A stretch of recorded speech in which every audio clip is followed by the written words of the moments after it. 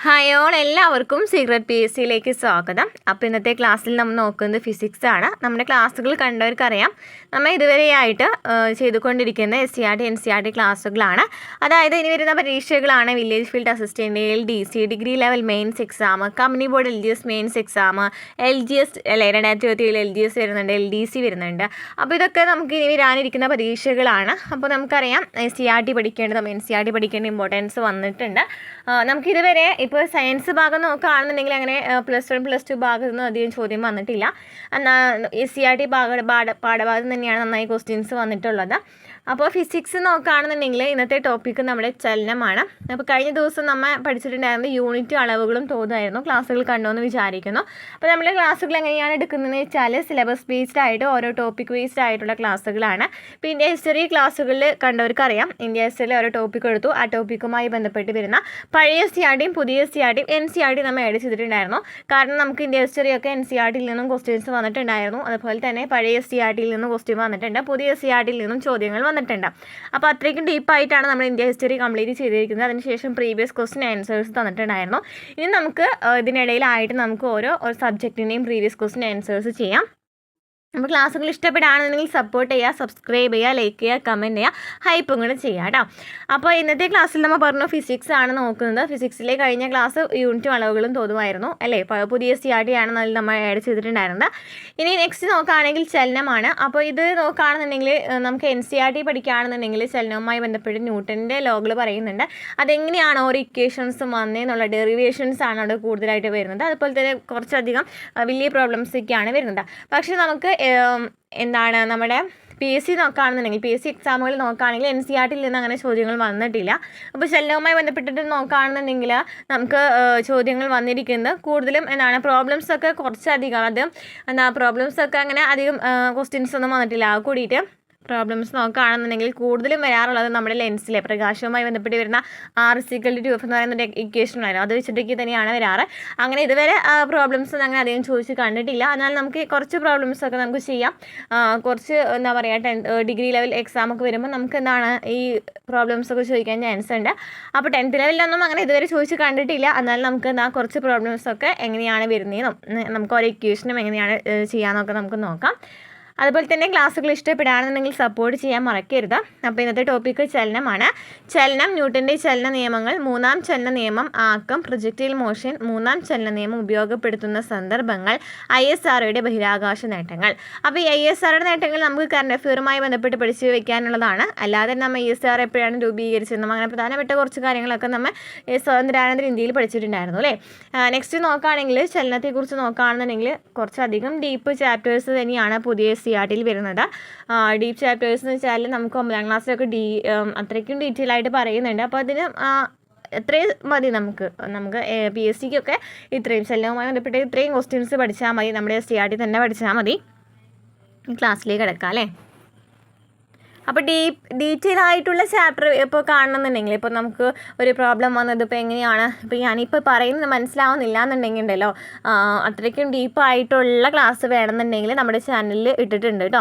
5ാം class മുതൽ 10ാം class വരെയുള്ള എല്ലാ SCERT ക്ലാസ്സുകളും നമ്മൾ ചെയ്തിട്ടുണ്ട്. ചലനമൊക്കെ നമ്മൾ എല്ലാം കംപ്ലീറ്റ് ചെയ്തിട്ടുള്ളതാണ്.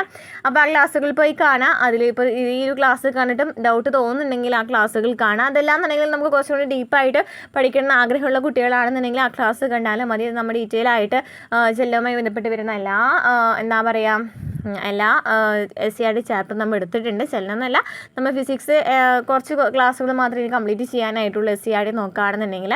അതുപോലെ തന്നെ NCERT ക്ലാസ്സുകൾ നമ്മൾ എടുക്കുന്നുണ്ട്, സെപ്പറേറ്റ് ആയിട്ട് എടുക്കുന്നുണ്ട്. പിന്നെ ഓരോ കമ്പ്യൂട്ടർ, മലയാളം, ഇംഗ്ലീഷ്, സുപ്രധാന നിയമങ്ങളൊക്കെ നമ്മൾ ഡീറ്റെയിൽ ആയിട്ട് SCERT ചാപ്റ്റേഴ്സ് ഇതൊക്കെ പഠിക്കണം എന്നുള്ളതൊക്കെ ഇട്ടിട്ടുണ്ടായിരുന്നു. പ്രീവിയസ് ക്വസ്റ്റ്യൻ ആൻസേഴ്സും നമ്മൾ ചെയ്യുന്നുണ്ട് കേട്ടോ. അപ്പോൾ ക്ലാസ്സിലേക്ക് കിടക്കാം. അപ്പോൾ ആദ്യം നമുക്ക് 8ാം ക്ലാസ്സിൽ 2ാമത്തെ ചാപ്റ്ററിൻ്റെ പേര് ചലനവും ബലവും എന്നാണ്. ഈ ചാപ്റ്റേഴ്സൊക്കെ നമ്മൾ ഡീറ്റെയിൽ ആയിട്ട് എടുത്തിട്ടുണ്ട് കേട്ടോ. അതുപോലെ തന്നെ ചലനം, ബലം എന്ന് പറയുന്ന 2 ടോപ്പിക് കൂടി ഉൾപ്പെടുത്തിയിട്ട് എല്ലാ SCERT ചാപ്റ്റേഴ്സ് നമ്മൾ ഒരു ക്ലാസ്സിലൂടെ ചെയ്തിട്ടുണ്ടായിരുന്നു. ആ ക്ലാസ്സുകളും പോയി കാണാം കേട്ടോ. അപ്പോൾ എന്താണ് ചാപ്റ്ററിൻ്റെ പേര് ചലനവും ബലവും എന്നാണ്. നമുക്കിതിൽ 2 ടോപ്പിക്സ് വരുന്നുണ്ട്. നമ്മുടെ ടോപ്പിക്ക് ചലനമാണ്. അപ്പോൾ ചലനവുമായി ബന്ധപ്പെട്ട് വരുന്ന ക്ലാസ് നമുക്ക് നോക്കാം. നിത്യജീവിതത്തിൽ നാം എപ്പോഴും എന്തെങ്കിലുമൊക്കെ പ്രവർത്തനങ്ങളിൽ ഏർപ്പെട്ടുകൊണ്ടിരിക്കുമല്ലോ. ഓടുക, കളിക്കുക, നടക്കുക തുടങ്ങിയ സന്ദർഭങ്ങളെല്ലാം നാം ചലിക്കുകയാണ് അല്ലേ. അതുപോലെ തന്നെ പക്ഷി പറക്കുന്നത്, കാർ ഓടുന്നത്, മരത്തിലെ ഇലകൾ കാറ്റിലാടുന്നത് ഇവയെല്ലാം എന്ത് തന്നെയാണ്? ചലനത്തിൻ്റെ വ്യത്യസ്ത രൂപങ്ങളാണ്. ഒരു വസ്തു ചലിക്കുന്നുണ്ടോ എന്ന് നമുക്ക് എങ്ങനെ മനസ്സിലാക്കാം? ഇവിടെ നമുക്ക് കാണിച്ചിരിക്കുന്ന ചിത്രത്തിൽ നോക്കുകയാണെന്നുണ്ടെങ്കിൽ നോക്കി ജയൻറ്റ് വീലിൽ ഇരിക്കുന്ന ഒരു കുട്ടി അല്ലേ, കറങ്ങുന്ന ജയൻറ്റ് വീലിരിക്കുന്ന കുട്ടി. അതുപോലെ തന്നെ എന്താണ്, കുതിരയുടെ മുകളിൽ ഇരിക്കുന്നുണ്ട്. പിന്നെന്താണ്, ഒരു വണ്ടി പോകുന്നുണ്ട് അല്ലേ. അതുപോലെ തന്നെ ഗ്രഹങ്ങൾ കറങ്ങുന്നുണ്ട്, പരുന്ത് പറക്കുന്നുണ്ട് അല്ലേ, പുസ്തകം ടേബിളിൽ വെച്ചിട്ടുണ്ട്. അപ്പോൾ ഇവിടെയൊക്കെ നോക്കുകയാണെന്നുണ്ടെങ്കിൽ ചുറ്റുപാടിനെ അപേക്ഷിച്ചിട്ടാണ് നമ്മൾ ഒരു വസ്തു ചലിക്കുന്നുണ്ടോ എന്ന് നോക്കാം. അതായത് ചുറ്റുപാടിനെ അപേക്ഷിച്ച് സ്ഥാനം മാറുന്നുണ്ടെങ്കിൽ അത് ചലനാവസ്ഥയിലാണെന്ന് പറയാം. സ്ഥാനം മാറാത്തവയാണെങ്കിൽ നിശ്ചലാവസ്ഥയിൽ എന്ന് പറയാം. അതായത് കറങ്ങുന്ന ജയൻറ്റ് വീലിൽ ഇരിക്കുന്ന ഒരു കുട്ടിയുണ്ട് അല്ലേ. നമുക്ക് ഫസ്റ്റ് തന്നെ ഇവിടെ കറങ്ങുന്ന ജയൻറ്റ് വീലിൽ ഇരിക്കുന്ന കുട്ടി നോക്കുകയാണെന്നുണ്ടെങ്കിൽ, തൊട്ടടുത്ത കുട്ടിയെ വെച്ച് നോക്കുകയാണെന്നുണ്ടെങ്കിൽ, കുട്ടിയെ അപേക്ഷിച്ച് നോക്കുകയാണെന്നുണ്ടെങ്കിൽ നിശ്ചലാവസ്ഥയിലാണെന്ന് പറയാം. എന്നാൽ തറയിലിരിക്കുന്ന ഒരാളെ അപേക്ഷിച്ച് നോക്കുകയാണെന്നുണ്ടെങ്കിൽ എന്താണെന്ന് പറയാം? ചലനാവസ്ഥയിലാണെന്ന് പറയാം. ഇവിടെ ആദ്യം നമുക്ക് പഠിക്കാനായിട്ടുള്ളത് എന്താണ് അവലംബക വസ്തു എന്നാണ്. അതായത് ഒരു വസ്തുവിൻ്റെ ചലനാവസ്ഥയോ നിശ്ചലാവസ്ഥയോ നിർണ്ണയിക്കുന്നതിന് അടിസ്ഥാനമാക്കുന്ന വസ്തുവിനെയാണ് അവലംബക വസ്തു എന്ന് പറയുന്നത്. അതായത് നമ്മൾ ഇപ്പോൾ ഒരു എക്സാമ്പിൾ പറയുകയാണെന്നുണ്ടെങ്കിൽ, നമ്മൾ ഒരു വസ്തു ചലിക്കുന്നുണ്ടോ എന്ന് നോക്കുകയാണെന്നുണ്ടെങ്കിൽ വേറൊരു വസ്തുവിനെ നോക്കിയിട്ടായിരിക്കും പറയുക. അതായത് ഇവിടെ നോക്കിയേ, ഇപ്പം കറങ്ങുന്ന ജയൻറ്റ് വീലിലെ കുട്ടിയെ നോക്കുകയാണെന്നുണ്ടെങ്കിൽ തൊട്ടടുത്തിരിക്കുന്ന കുട്ടിയെ അപേക്ഷിച്ചിട്ട് അത് നിശ്ചലാവസ്ഥയിലായിരിക്കും അല്ലേ. എന്നാൽ തറയിൽ നിൽക്കുന്നയാളെ അപേക്ഷിച്ച് നോക്കുകയാണെന്നുണ്ടെങ്കിൽ കുട്ടി കറങ്ങിക്കൊണ്ടിരിക്കുകയാണ്, അപ്പോൾ ചലനാവസ്ഥയിലാണെന്ന് പറയാം അല്ലേ. അതുപോലെ തന്നെ കുതിര സവാരി ചെയ്യുന്ന ആൾ, കുതിരയെ അപേക്ഷിച്ച് നോക്കുകയാണെന്നുണ്ടെങ്കിൽ നിശ്ചലാവസ്ഥയിലാണ് അല്ലേ. കുതിരയെ വെച്ച് നോക്കുകയാണെന്നുണ്ടെങ്കിൽ ഇയാൾ നിശ്ചലാവസ്ഥയിലാണ്. എന്നാൽ തറയെ അപേക്ഷിച്ച് നോക്കുകയാണെന്നുണ്ടെങ്കിലോ ചലനാവസ്ഥയിലാണ്. അപ്പോൾ ഇതുപോലെ നമ്മൾ ഒരെണ്ണത്തിനെ വെച്ച് കമ്പയർ ചെയ്ത് നോക്കുകയാണെന്നുണ്ടെങ്കിൽ, അതായത് നമ്മൾ എന്തിനാണോ അങ്ങനെ കമ്പയർ ചെയ്യുന്നത് അതിനെയാണ് അവലംബക വസ്തു എന്ന് പറയുന്നത്. അതാണ് ഇവിടെ പറയുന്നത്. ഒരു വസ്തുവിൻ്റെ ചലനാവസ്ഥയോ നിശ്ചലാവസ്ഥയോ നിർണ്ണയിക്കുന്നതിന് അടിസ്ഥാനമാക്കുന്ന വസ്തുവിനെയാണ് അവലംബക വസ്തു എന്ന് പറയുന്നത്. ക്ലിയർ ആണല്ലോ. അതായത് ഒരു വസ്തു ചലിക്കുന്നുണ്ടോ എന്ന് വേറൊരു വസ്തുവിനെ വെച്ചിട്ടല്ലേ കമ്പയർ ചെയ്തിട്ടല്ലേ നോക്കുന്നത്. അപ്പോൾ ആ ഒരു വസ്തുവിനെ ഏതിനെ വെച്ചിട്ടാണ് നമ്മൾ നോക്കുന്നത് അതിനെയാണെന്ന് പറയുന്നത് അവലംബക വസ്തു എന്ന് പറയുന്നത്. ഇത്രയും ക്ലിയർ ആണല്ലോ. ഇനി നമ്മൾ കഴിഞ്ഞ ക്ലാസ്സിൽ യൂണിറ്റിലെ അളവുകളും തോതും ഒക്കെ നമ്മൾ പറഞ്ഞിട്ടുണ്ടായിരുന്നു, നമ്മുടെ ടോപ്പിക്കിൽ വരുന്നുണ്ട്. അപ്പോൾ അതിൻ്റെ കുറച്ച് കാര്യങ്ങൾ നമുക്ക് ചലനവുമായി ബന്ധപ്പെട്ട് പഠിച്ചു വെച്ചിരിക്കുന്ന കുറച്ച് ടേംസ് ഇവിടെ പറയുന്നുണ്ട്. അത് നമുക്ക് ആ യൂണിറ്റിലും പഠിക്കേണ്ട കാര്യം തന്നെയാണ്. എന്താണ് ദൂരം എന്ന് വെച്ചാൽ, ദൂരം എന്ന് വെച്ചാൽ എന്താണ്? ഒരു വസ്തു സഞ്ചരിച്ച പാതയുടെ നീളമാണ് ദൂരം. ഒരു വസ്തു സഞ്ചരിച്ച പാതയുടെ നീളത്തെയാണ് ദൂരം എന്ന് പറയുന്നത്. ദൂരത്തിൻ്റെ SI യൂണിറ്റ് എന്താണ്? മീറ്റർ എന്നാണ്. അപ്പോൾ ഒരു വസ്തു സഞ്ചരിച്ച പാതയുടെ നീളത്തെയാണ് ദൂരം എന്ന് പറയുന്നത്. ദൂരത്തിൻ്റെ SI യൂണിറ്റ് എന്താണ്? മീറ്റർ ആണ് അല്ലേ. ഇനി വാഹനങ്ങളിൽ സഞ്ചരിച്ച ദൂരം കാണിക്കുന്ന ഉപകരണം എന്താണ്? ഓഡോമീറ്റർ ആണ്. വാഹനങ്ങളിൽ സഞ്ചരിച്ച ദൂരം കാണിക്കുന്ന ഉപകരണത്തെയാണ് എന്ന് പറയുന്നത് ഓഡോമീറ്റർ എന്ന് പറയുന്നത്. ഇതാണ് ഓഡോമീറ്റർ. അപ്പോൾ വാഹനങ്ങളിൽ നോക്കുകയാണെന്നുണ്ടെങ്കിൽ കാണാൻ പറ്റില്ലേ, സഞ്ചരിക്കുന്ന ദൂരം കാണിക്കുന്ന ഒരു മീറ്റർ ഉണ്ടല്ലോ, അതിനെയാണ് ഓഡോമീറ്റർ എന്ന് പറയുന്നത്. അപ്പോൾ ഒരു വസ്തു സഞ്ചരിച്ച പാതയുടെ നീളത്തെ ദൂരം എന്ന് പറയും. ദൂരത്തിൻ്റെ SI യൂണിറ്റ് എന്താണ്? മീറ്റർ ആണ്. ക്ലിയർ ആണല്ലോ. ഇനി നെക്സ്റ്റ് വേഗത്തെക്കുറിച്ച് നോക്കുകയാണെന്നുണ്ടെങ്കിൽ, യൂണിറ്റ് സമയത്തിൽ വസ്തു സഞ്ചരിച്ച ദൂരമാണ് വേഗം. വേഗം എന്ന് വെച്ചാൽ എന്താണ്? യൂണിറ്റ് സമയത്തിൽ വസ്തു സഞ്ചരിച്ച ദൂരമാണ് വേഗം. അതായത് നമുക്കറിയാം വേഗത കാണുന്നതിനുള്ള ഇക്വേഷൻ എന്താണ്? വേഗത = എന്നാണ്? ദൂരം ബൈ സമയം എന്നാണ് പറയാറില്ലേ. വേഗം = ദൂരം ബൈ സമയം എന്നാണ്. അപ്പോൾ ഈ ഒരു ഇക്വേഷനിൽ തന്നെ നമുക്ക് എന്ത് കിട്ടും? ഈ ഒരു ഡെഫിനിഷൻ കിട്ടും അല്ലേ. അതായത് ഒരു യൂണിറ്റ് സമയത്തിൽ സഞ്ചരിച്ച ദൂരത്തെയാണെന്ന് പറയുന്നത് വേഗം എന്ന് പറയുന്നത്. വേഗത്തിൻ്റെ SI യൂണിറ്റ് എന്താണ്? മീറ്റർ പെർ സെക്കൻഡ് ആണ് അല്ലേ. വേഗത്തിൻ്റെ SI unit metre per second ആണ്. അപ്പോൾ SI യൂണിറ്റ് നോക്കുകയാണെന്നുണ്ടെങ്കിൽ മീറ്റർ പെർ സെക്കൻഡ് ആണ്. എന്നാൽ നമ്മൾ വാഹനങ്ങളുടെ വേഗമൊക്കെ നോക്കുകയാണെങ്കിൽ അവിടെ km/h പ്രസ്താവിക്കാറുള്ളത് അല്ലേ. അപ്പോൾ എന്താ പഠിച്ചത്? വേഗം എന്ന് വെച്ചാൽ എന്താണ്? ദൂരം ബൈ സമയമാണ്. അപ്പോൾ ദൂരം ബൈ സമയം, അതായത് ഒരു യൂണിറ്റ് സമയത്തിൽ വസ്തു സഞ്ചരിച്ച ദൂരത്തെയാണ് വേഗം എന്ന് പറയുന്നത്. വേഗത്തിൻ്റെ SI യൂണിറ്റ് എന്താണ്? മീറ്റർ പെർ സെക്കൻഡ് ആണ്. ഇനി ഇവ വാഹനങ്ങളിൽ നോക്കുകയാണെങ്കിലോ km/h ഇത് പ്രസ്താവിക്കാറുള്ളത് അല്ലേ. ഒരു km/h എന്ന് വെച്ചാൽ 5/18 മീറ്റർ പെർ സെക്കൻഡ് ആണ് അല്ലേ. 5/18 മീറ്റർ പെർ സെക്കൻഡ് ആണ് ഒരു km/h എന്ന് പറയുന്നത്. അപ്പോൾ ഇത് ഈ ഒരു ഇക്വേഷനൊക്കെ നോക്കി ഇത് നമുക്ക് ഇക്വേഷനല്ല, ഈ ഒരു സംഭവം നമ്മൾ ഏതിലാണ് മാത്സിലെ വേഗത അല്ലേ, വേഗത സമയം അങ്ങനെ എന്താ പറയുന്നത്, വേഗത ദൂരം അങ്ങനെ ഒരു ടോപ്പിക്ക് വരുന്നുണ്ടല്ലോ അല്ലേ. അപ്പോൾ ആ ഒരു ടോപ്പിക്കിൽ നമ്മൾ എന്താണ് കിലോമീറ്റർ പെർ അവറിനെ മീറ്റർ പെർ സെക്കൻഡിലാക്കണം, മീറ്റർ പെർ സെക്കൻഡിനെ കിലോമീറ്റർ പെർ അവർ ആക്കണം. അത് നമ്മൾ 5/18 കൊണ്ട് ഗുണിക്കും, 18/5 കൊണ്ട് ഗുണിക്കും എന്നൊക്കെ പഠിച്ചിട്ടുണ്ടാവല്ലോ. അപ്പോൾ അങ്ങനെ ഇത് ഈ ഒരു 5/18 വാല്യൂ അറിയാമെന്ന് വിചാരിക്കുന്നത്. അപ്പോൾ ഒരു കിലോമീറ്റർ പെർ അവറാണ് 5/18 മീറ്റർ പെർ സെക്കൻഡ് എന്ന് പറയുന്നത്. അപ്പോൾ നമ്മൾ പറഞ്ഞു ഈ സ്പീഡ് അളക്കുന്നത് കാണുന്നതിനായിട്ടുള്ള അല്ലെങ്കിൽ സ്പീഡ് കാണുന്നതിനായിട്ടുള്ള മീറ്ററിൻ്റെ പേര് എന്താ പറയുന്നത്, വാഹനങ്ങളിൽ നോക്കുകയാണെന്നുണ്ടെങ്കിൽ നമ്മൾ പറഞ്ഞു ഓഡോമീറ്റർ എന്ന് പറഞ്ഞു അല്ലേ. ഓഡോമീറ്റർ എന്ന് വെച്ചതാണ് വാഹനങ്ങളിൽ സഞ്ചരിച്ച ദൂരം കാണിക്കുന്ന ഉപകരണമാണെന്ന് പറഞ്ഞു.